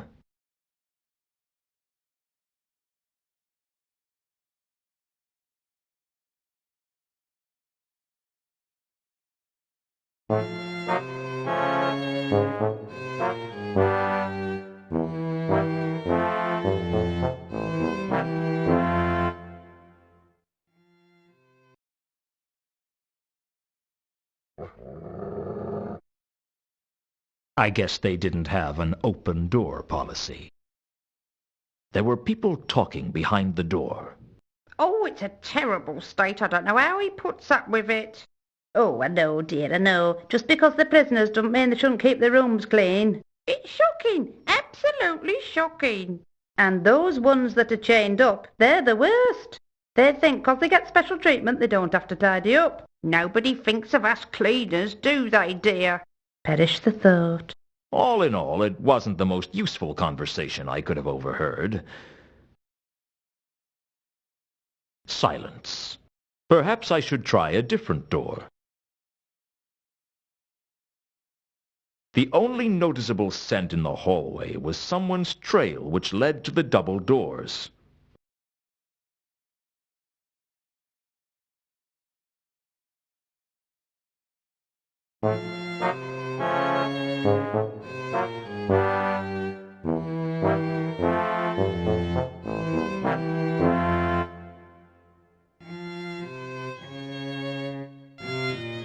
The double doors were more stately than the others leading from the hall. I reckoned that it led to the oblong office, the patrician's personal sanctum. I could hear a conversation on the other side of the door, but I couldn't quite make out what was being said.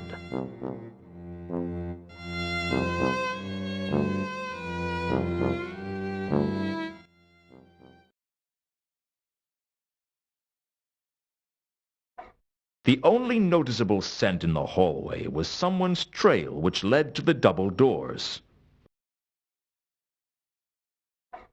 I could hear what I could only assume was some of the patrician's clerks talking. I do wish people would bear in mind how much paperwork everything is for us. I know just what you mean. Have you seen file LEW-006/EXW? First, he steals a crowbar. And that's a T-1712 form straight away? Exactly. No respect for the patricians, spies and clerks. That's the trouble with this city. Oh, the crowbar's only the start, believe me. I've got 2 counts of murder. That's an FO86B just to get the list of forms you need. Tell me about it. And as if that wasn't enough, he's only gone and died. Oh, not another D2317E. I hate those. Worse. A D66/004B. Another murder? Oh, I haven't finished the paperwork from Cypher's death yet. Still, I have to look on the bright side. What's that then? At least he hasn't come back from the grave. Oh, I know what you mean. Those undead citizenship forms are the worst. No consideration. That's the trouble. No consideration of us hard-working bureaucrats. The clerks soon returned to their paperwork.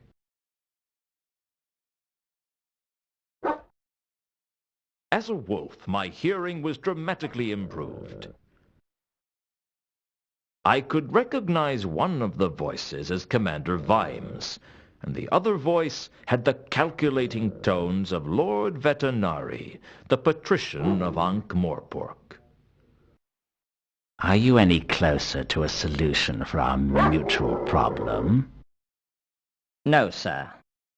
I've been occupied. Indeed. And what could occupy you? There was a string of copycat killings. I've been trying to solve them. And have you? No. My lead suspect was killed. That is very unfortunate. It certainly was for Luton. So there has been no progress in determining who killed Cypher? Not as such. I had been given to understand that this was precisely the situation you were well equipped to handle. I will solve this case, sir. You can count on me. Do you recall what I said the city reminds me of? You said it reminds you of a clock, sir. Indeed. Big wheels and little wheels, all turning at different speeds to keep the machine working. That, after all, is the most important thing. The machine keeps going. You've told me this before. Do you know why it keeps working? Because you want it to keep working? I'm flattered that you think I have such importance. But no. It keeps running because the people believe it will keep running. Faith is a powerful force. There is a point to this, sir? I always have a point. Sometimes it's sharper than others. I'm sorry. Continue. One of my clerks has been found face down in a vat of wine, and that makes it appear as if the administration has lost control. And the administration is me, right? We are all the administration. You do the work, and I take both the credit and the blame. Provided I do not take the blame, I am content. I trust I make myself clear. Perfectly. Suddenly I could smell blood. It filled up my senses like a night in a forest. Except a night in a forest didn't make me want to tear someone's throat out. I didn't know whether the guard had cut himself or if I was just developing a healthy bloodlust, like any young werewolf. But I couldn't control myself.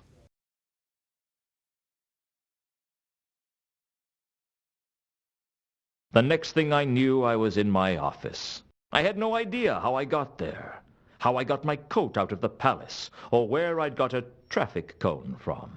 It had been that sort of night. I was sitting at my desk, thinking over the case, when there was a knock at the door.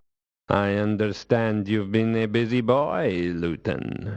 It's a busy life when you're a private investigator. Plus you get to see interesting foreign places and learn a trade. There was a commotion at the palace last night. Perhaps you know about it? What goes on at the palace has nothing to do with me. Indeed it is not. And if for some reason you did take an interest in the palace, I'm sure you would not be so foolish as to be caught breaking into the palace. Of course not. Think I'm suicidal? Strange you should say that. I heard you'd been killed. I expect you hear a lot of things that aren't true. I bet someone has to explain them to you using very small words. The thing is, the intruder at the palace appears to have been a werewolf. There's a lot of that around this time of year, I understand. Must be the moon. I paid my respects to your grave. Oh, that was nice of you. It was empty. Oh, you know how it is. I get claustrophobic in narrow spaces. So do werewolves, perhaps? I wouldn't know about that. Remember when I said how disappointed I was that I couldn't take you out for free? Oh, that was a very touching sentiment. Well, Lord Vetinari has generously offered to pay for the inhumation of last night's intruder. He has a big heart. It's a shame no one can find it. Was there a point to your visit? I was just passing through. Thought you might benefit from my advice. How generous of you. Well, I'll be on my way. The door's behind you. I can explain how to use it if you want. Watch your steps, Luton. I will be.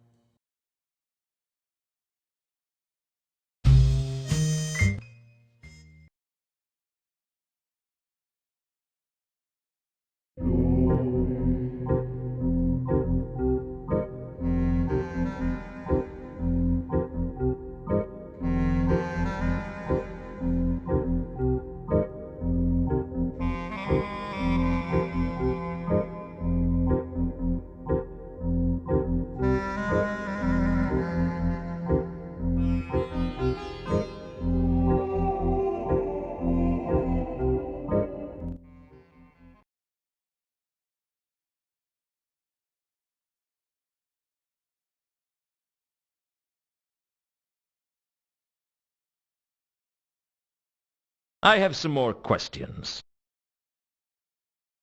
Ask them, if you must.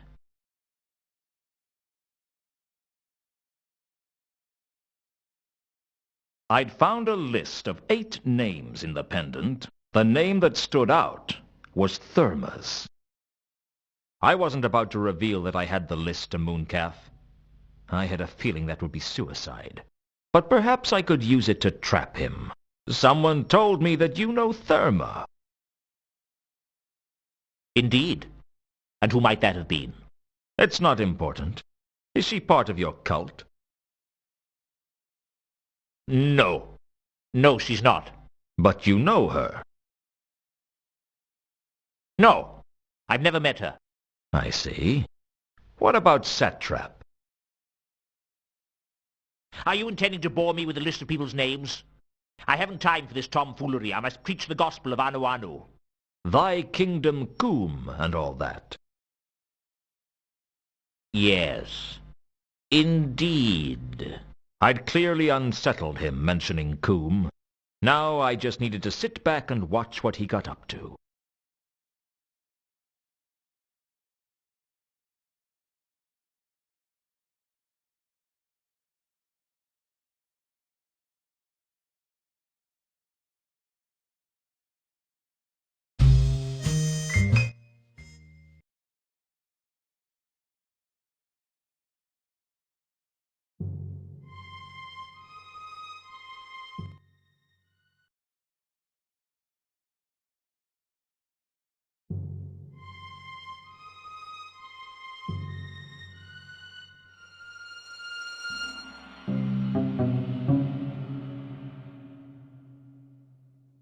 The trail led to the Temple of Small Gods. Then I lost it.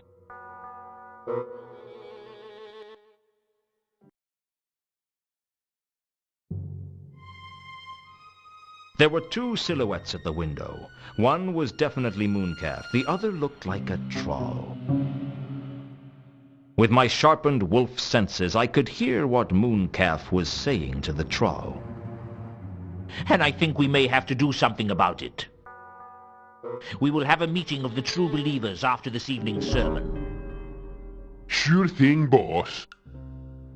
You want I should go now? No. You keep an eye on Luton if you can. I'll go back to the sanctuary and leave a message for the others. You got it, boss.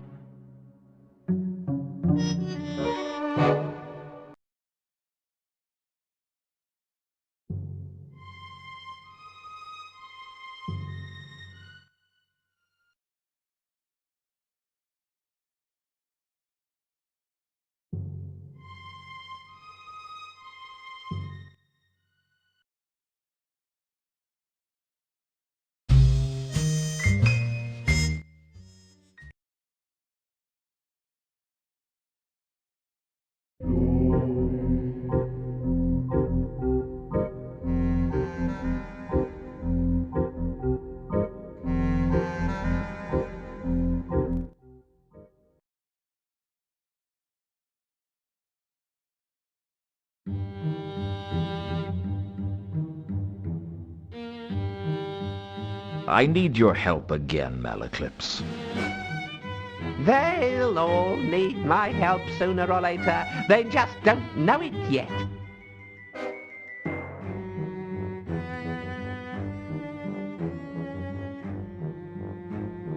I overheard Mooncalf talking about a meeting of the true believers. I'd really like to know what that was about.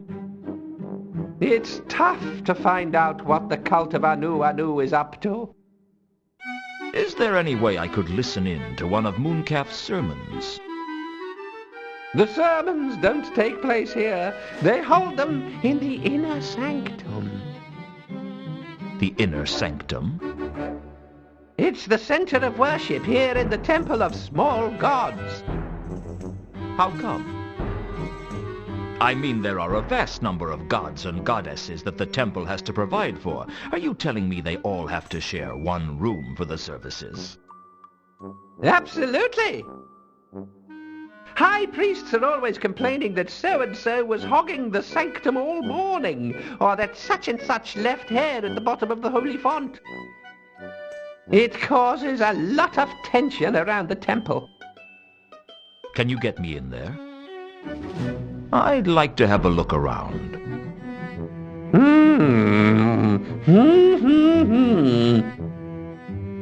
I could arrange to have the sanctum for a while if I told them I had a follower, but I don't.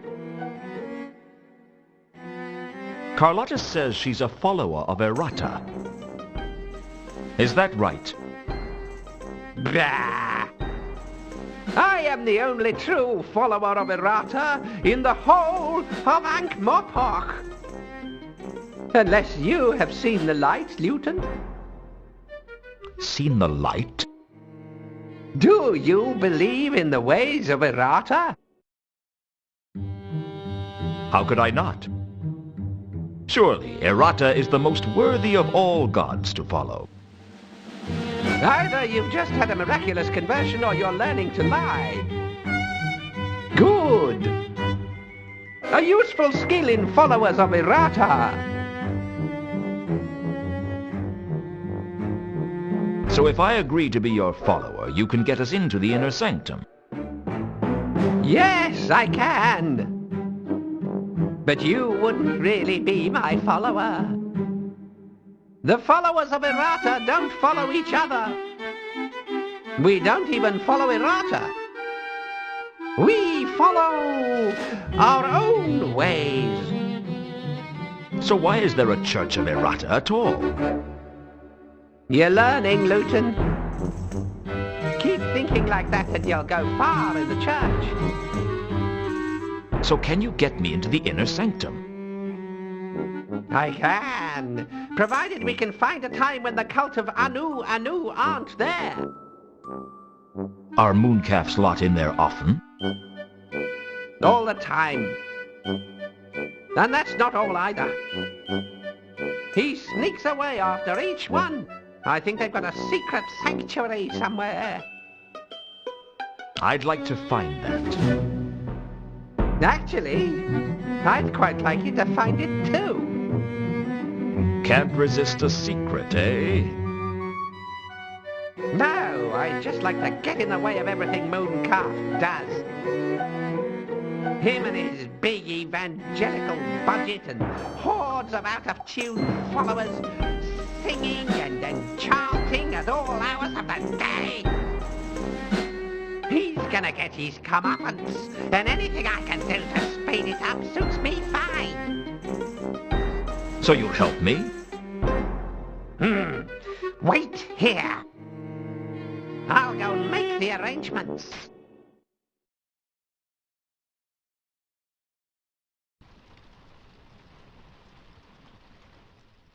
It took a while, but eventually Malaclips got me into the inner sanctum.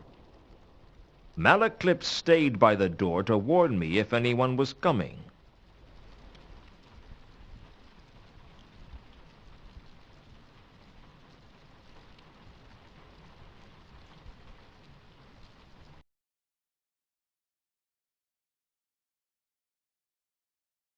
The inner sanctum sported a beautiful lectern.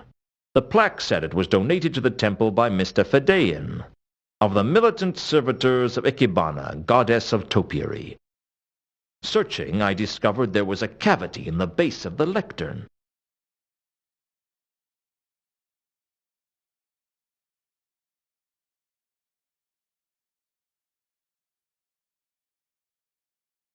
The space under the lectern was large enough to fit a whole person inside. Unfortunately, there wasn't much room to move inside. To my embarrassment, I got stuck. Lytton! They're coming! Hide! I'm way ahead of you, Malaclips.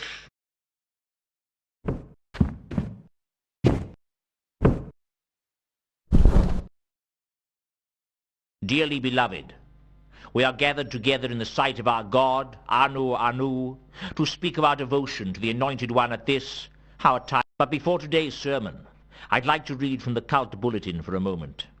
Firstly, there's a jumble sale next Saturday to raise funds to buy a fresh goat to sacrifice. We'd appreciate it if as many cultists as possible could attend.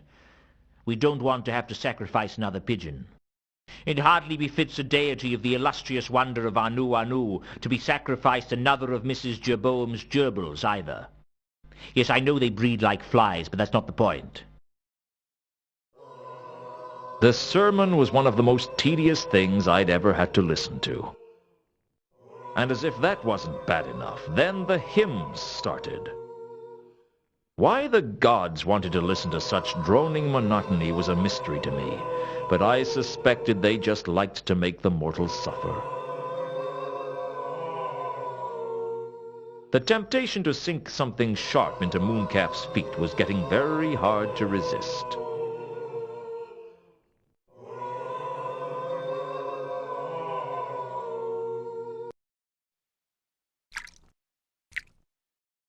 I sprayed Mooncalf's feet with Sapphire's trawl perfume. That should make the little psychopath a little easier to follow.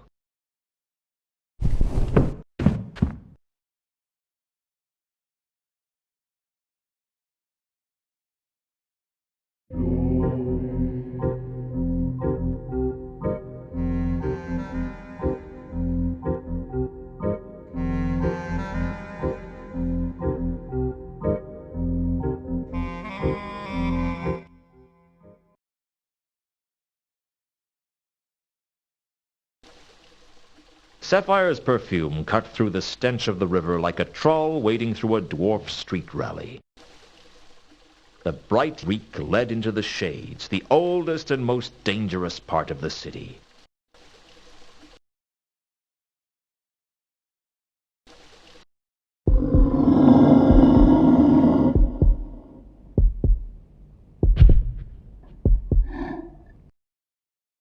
As a wolf, I listened to what the so-called true believers were saying through one of the windows of the sanctuary.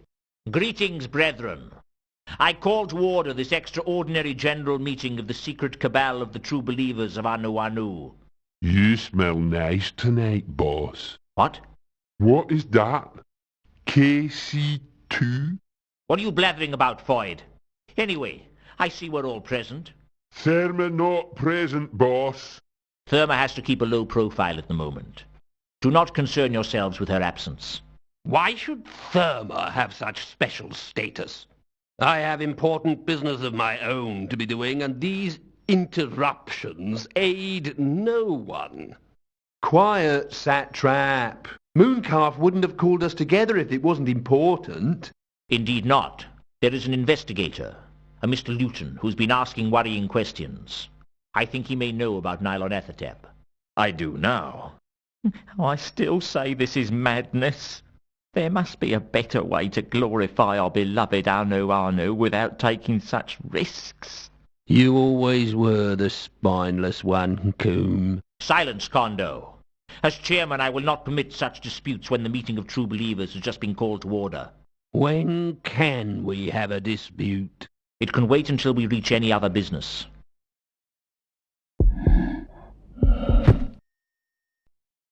Damn. Shh! What is it? I heard something outside.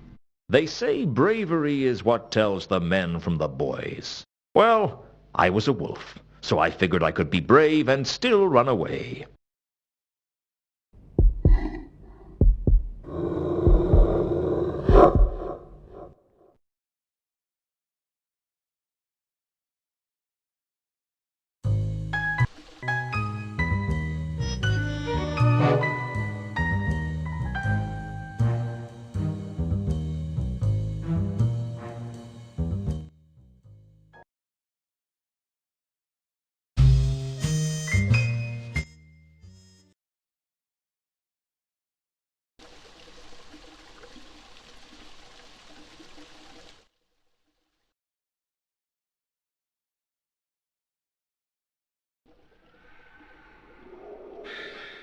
For some reason, the cultists had a map of Ankh-Morpork in the sanctuary. I couldn't easily take the map, but I could use it to work out some things.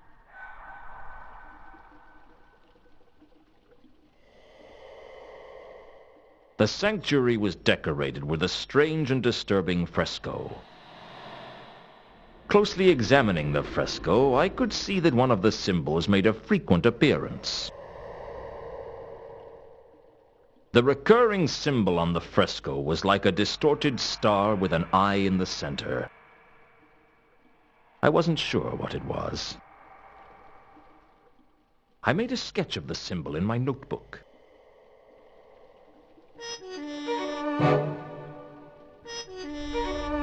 I'd like to read from...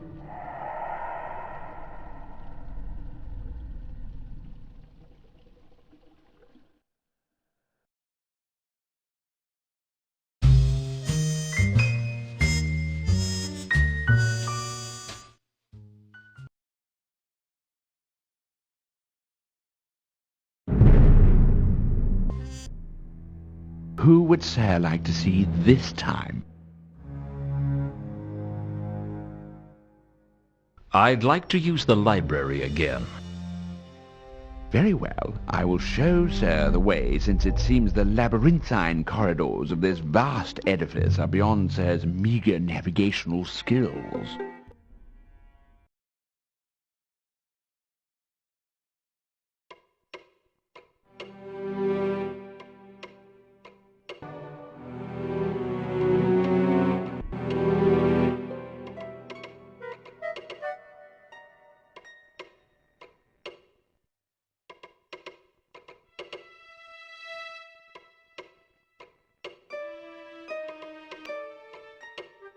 The Necrotelecomnicon was a book that legend spoke of, saying that any mortal man who read it would be driven insane.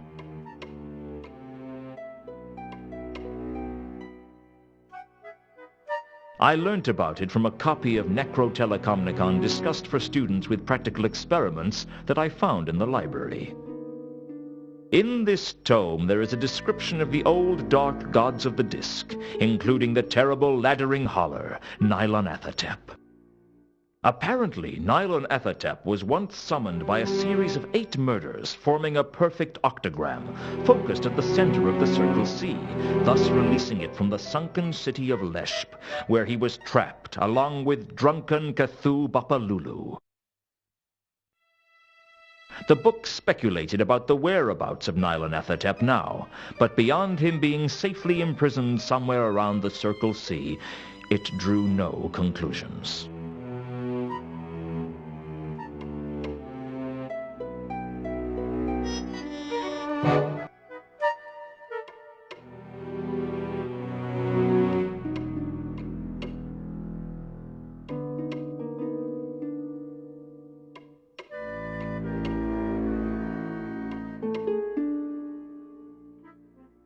I found the obscure star-like symbol in the Necrotelecomnicon discussed for students. It called it the sign of the eel, or the elder sign.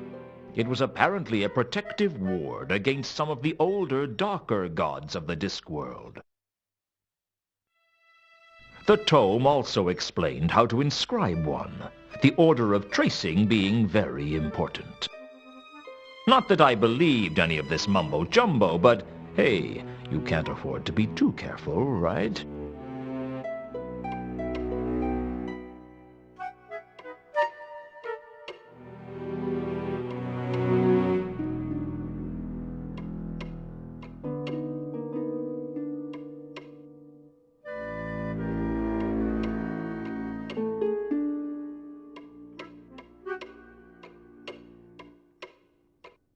I looked up the octagram of murders in the library, but I could only find the entry I'd already seen in Necrotelecomnicon discussed for students.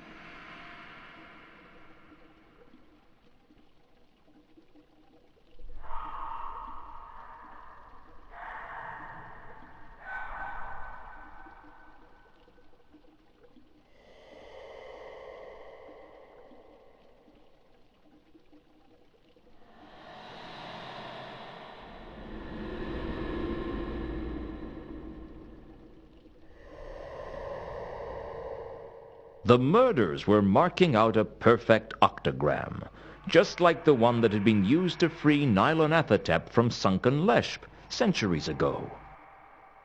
If I was right, there would be 2 more murders, one in Dagon Street and one in the Wizard's Pleasance. If I knew which one was next, I could stake it out. In the center of the octagram was the disc theater, which almost certainly meant some kind of cosmic evil was entombed there. I can't say I was enthusiastic at the thought of checking it out.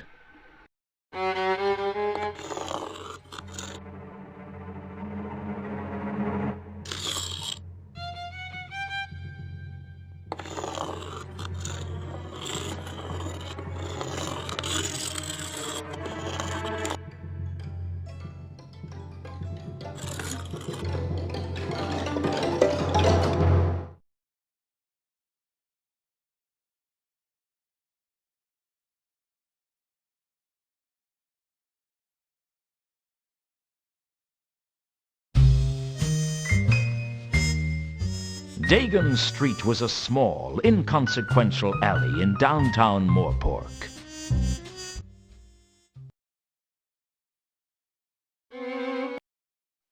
The moon over Dagon Street lit the rundown alley. It didn't look like anyone was around. It was as abandoned as the Confronting Carot on open stage night.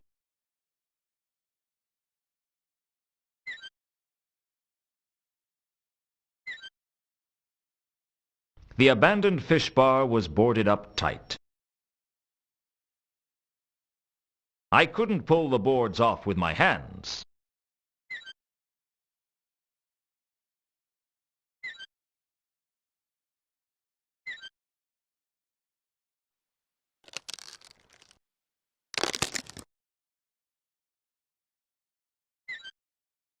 Where I'd pulled away the boards was an open window.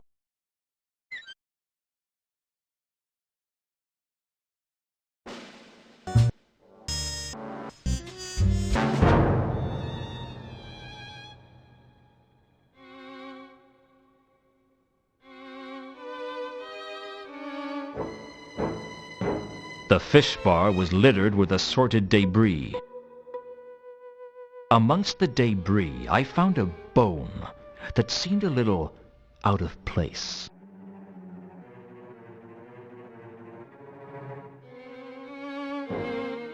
The bone seemed out of place somehow. I wasn't sure why. I didn't want to take the bone. It was bad enough that I'd been carrying around some dead troll's tooth all this time.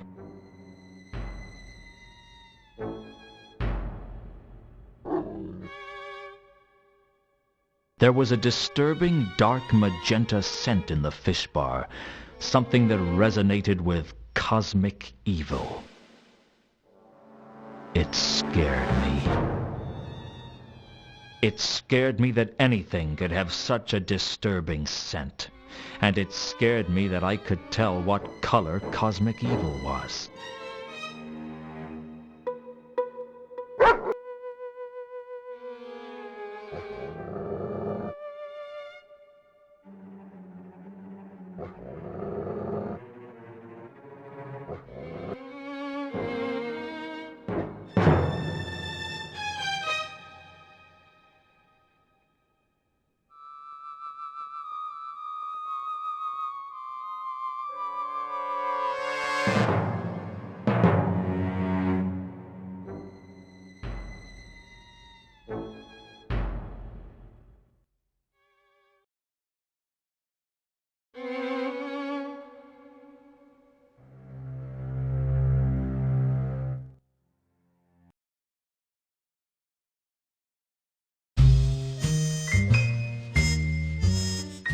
The city's center of thespian excellence, the Disc Theater, was situated on the Isle of Gods, not far from Pseudopolis Yard.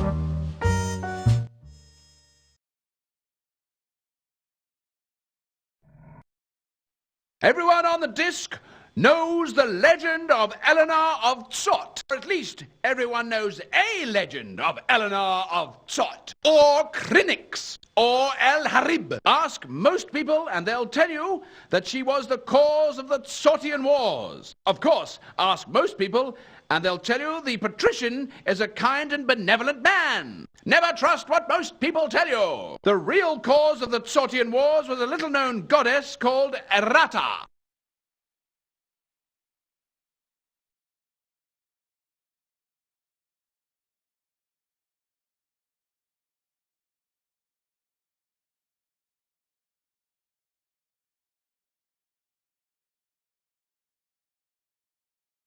There was a flyer left behind on one of the seats.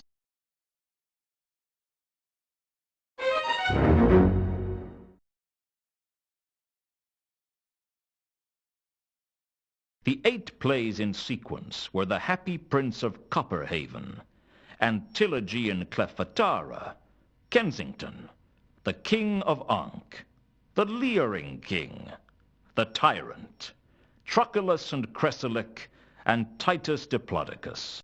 The flyer didn't tell me anything about them, though.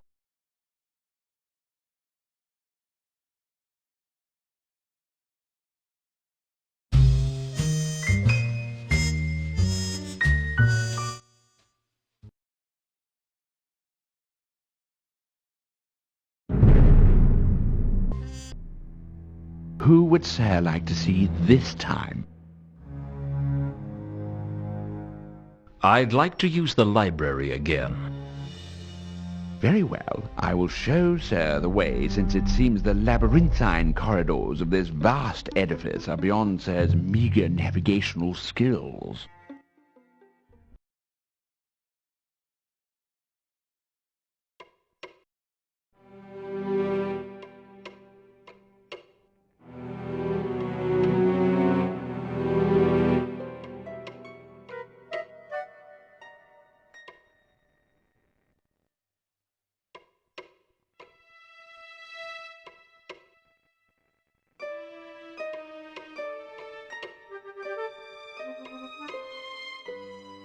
I looked up Hwel in the library and found his complete works. In there was a discussion of the 8 great tragedies, Hwel's bloodiest works. From the About the Author paragraph, I learnt that Hwel was a dwarf who was banished from his tribe not only because of his claustrophobia, but because of his tendency to daydream, both undesirable to say the least if you work in a mine. 102, and in the prime of his life for a dwarf, Hwel now worked for Vittler's Plays at the Disc Theatre as one of the premier playwrights of the day. The 8 great tragedies were given in great detail.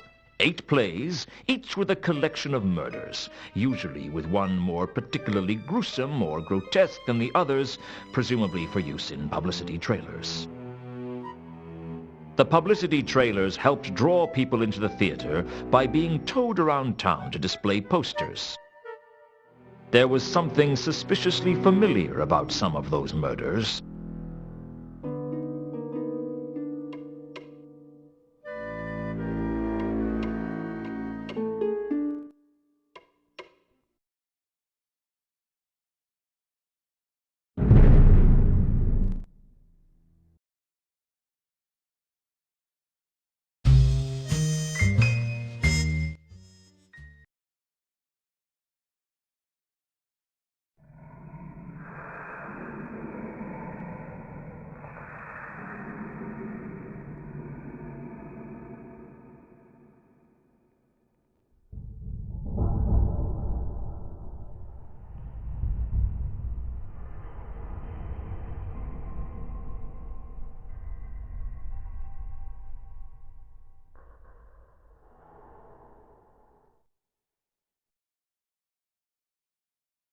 I quickly transformed into a wolf and had a sniff around.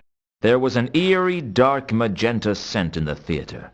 But what caught my attention was the magenta scent that seemed to disappear into the stage.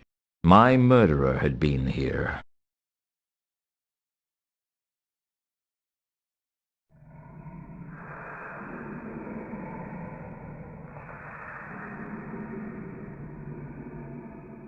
Where the scent had disappeared, there were some marks.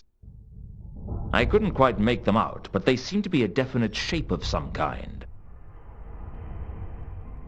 I ran my finger around the marks casually. There was something about them that made you want to trace things on them, like a smiley face or a tic-tac-toe board. Well, something like that. Maybe something a little more sinister.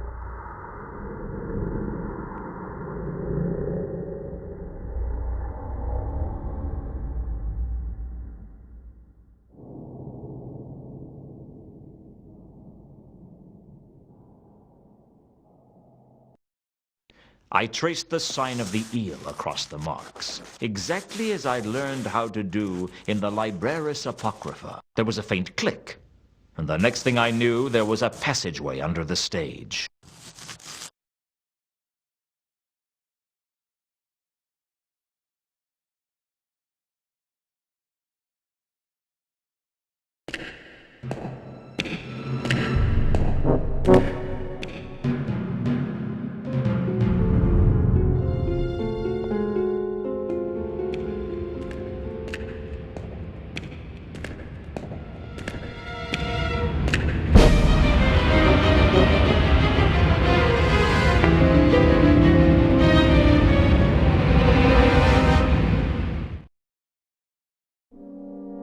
The passageway led into a dark and ominous vault.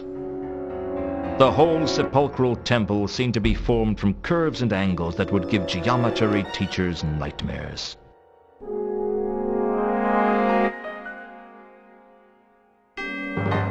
The centerpiece to this disturbing chamber was a stone altar engraved with a map of the Circle Sea. It looked centuries old, the kind of altar that could tell a few tales if it could talk. I was glad it couldn't.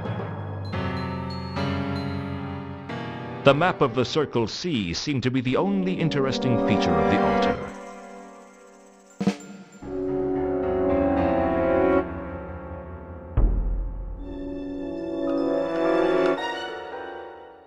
Using the map, I worked out where each of the 8 great tragedies had taken place.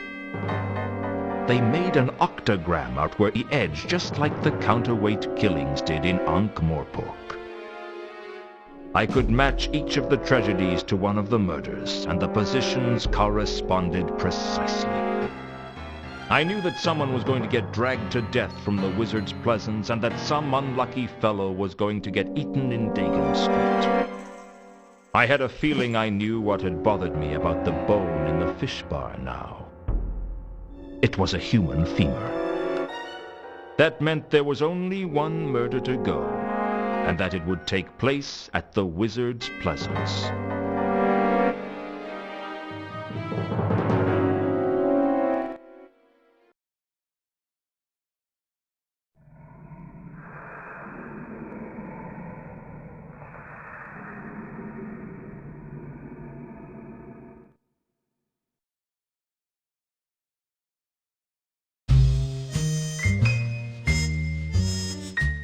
The Pleasance was part of Unseen University, nestled against the River Ankh and cut off from the city by a wall.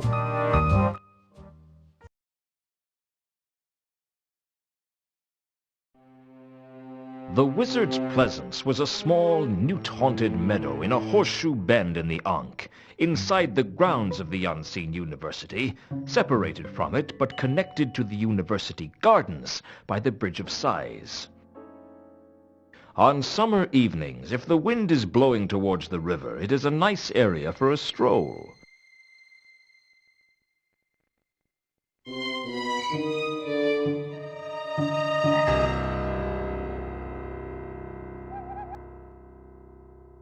I wasn't an expert on dogs, but I thought that this black, thoroughbred dog was a Klatchian hound, also known as the Kelef Klatchani.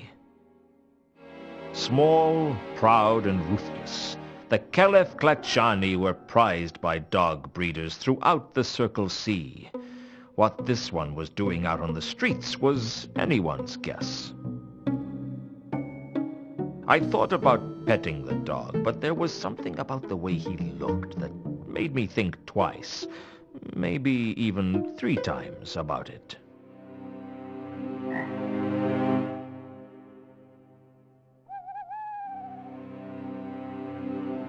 The Pleasance was full of dense bushes.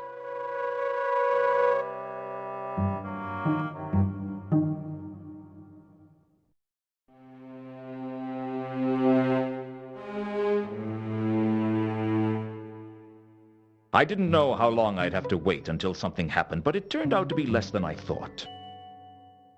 I'd suspected I'd been being followed, and I wasn't surprised to find that Al Kali was skulking around behind me. Gods alone knows how he got into the university. But if I could do it, I guess anyone could.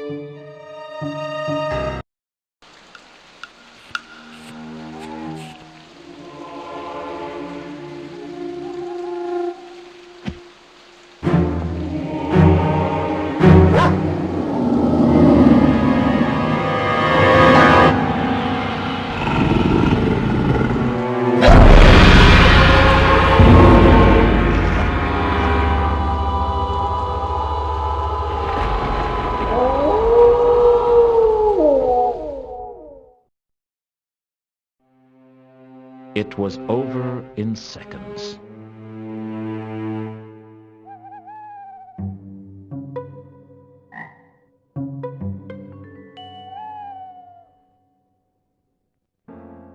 I was about to follow the killer's trail when I saw a familiar face.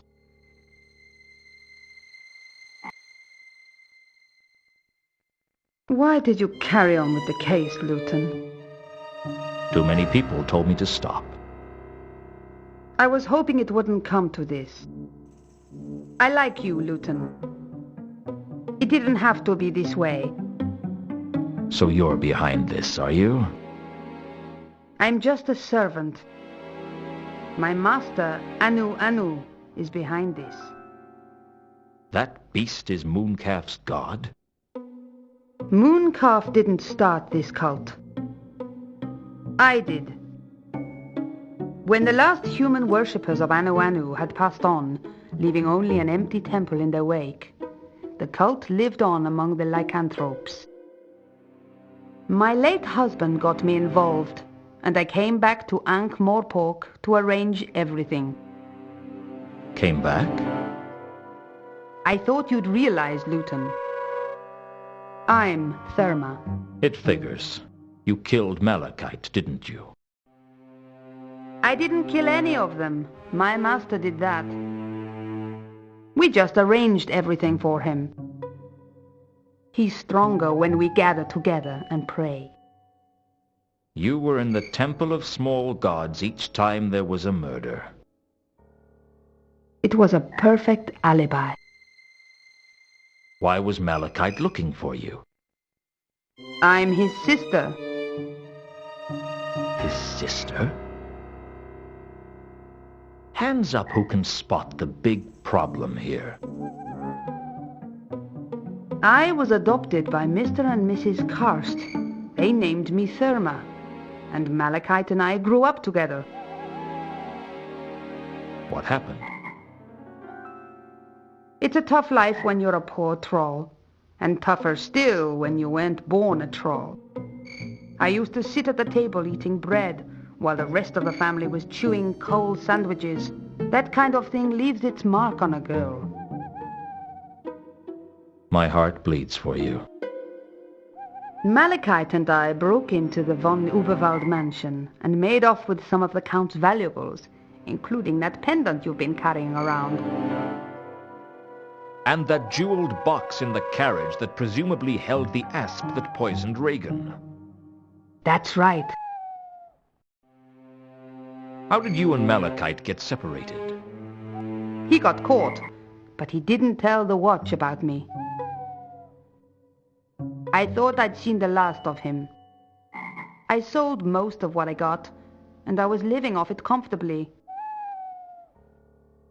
But I'd seen that painting in the hallway, and it got me thinking. The painting that looks like you? Exactly.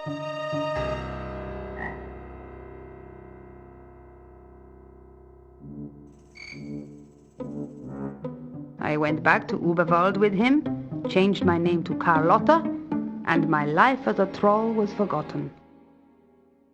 Therma was dead. Long live Carlotta von Uberwald! Did you know Ulrich was a werewolf? Not until the honeymoon. That was a surprise, I can tell you. Not entirely an unpleasant one, I have to say. How did you get involved in this cult business? Before he died, Ulrich inducted me into the worship of Anu, and it became my mission to engineer his return to power. I recruited followers and we prayed to him, gradually awakening his consciousness. He'd been stuck in the form of a small dog on the streets of Al-Khali for decades, not even remembering who he was. As our numbers grew, Anu's power grew, and eventually he was able to slip aboard a ship and steal his way here to Ankh-Morpork. The Milker. That's right. The Milker also stopped off at Sort, where it picked up Mundi. He was supposed to be bringing us the Sortese falchion, having stolen it from a dig at Sorta. The archaeologists didn't even know it was there. Unfortunately, what we hadn't counted on was that Mundi was a man with few scruples and even less brains to go with it. Either he approached Horst, or Horst approached him. One way or another, he arranged to sell the sword to that devious troll. Only he didn't have the sword, did he? He'd concealed it in one of the crates in the cargo hold. We didn't know that.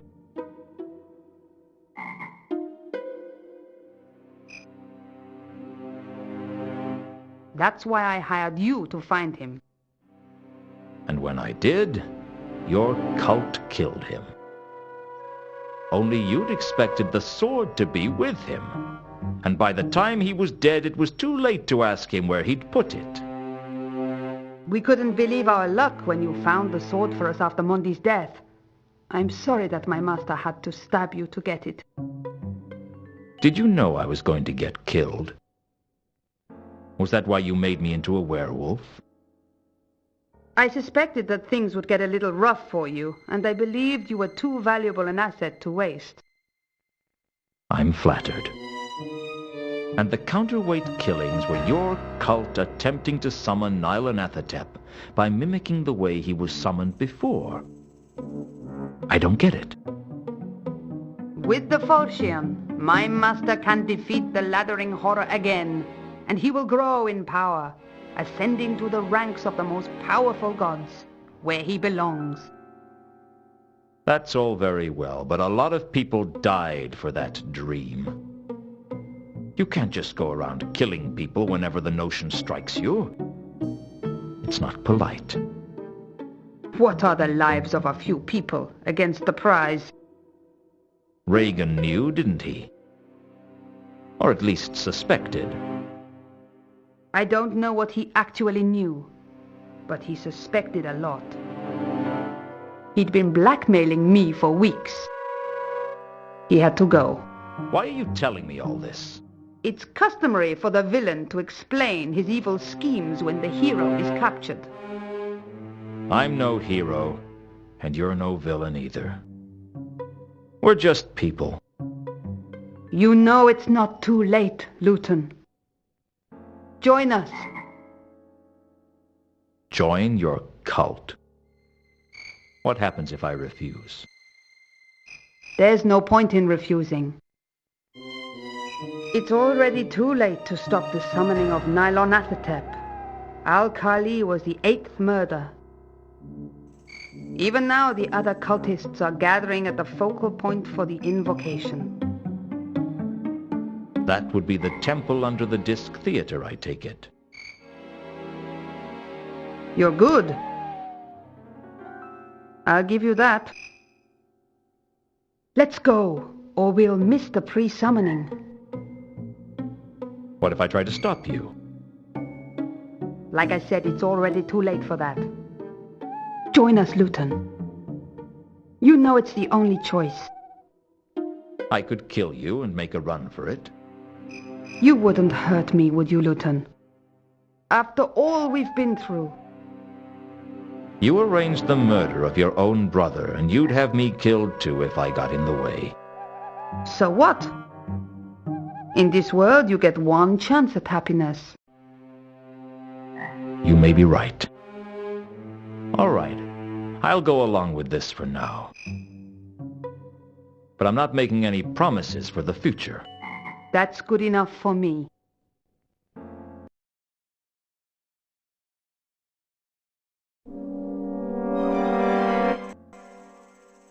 Carlotta told me she would have to bind me in case I got any foolish ideas, and then she escorted me into the depths of the temple.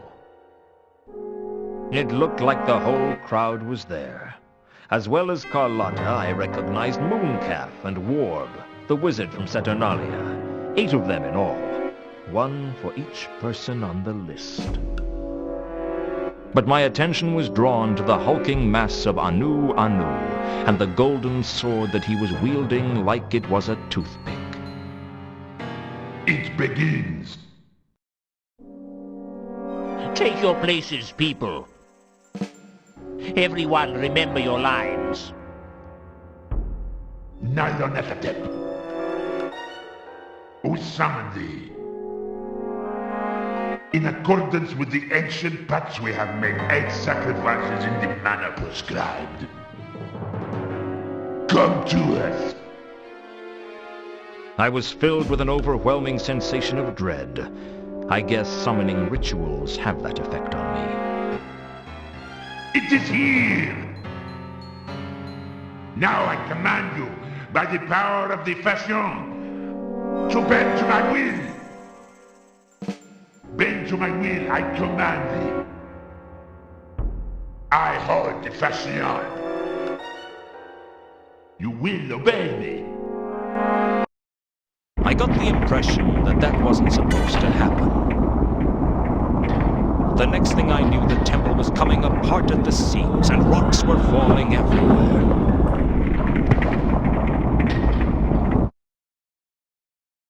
I don't know what was wrong, but it seemed as if Anu Anu couldn't control the unspeakable force of cosmic horror that he had unleashed, and now it was loose in the city. As if my day wasn't bad enough already.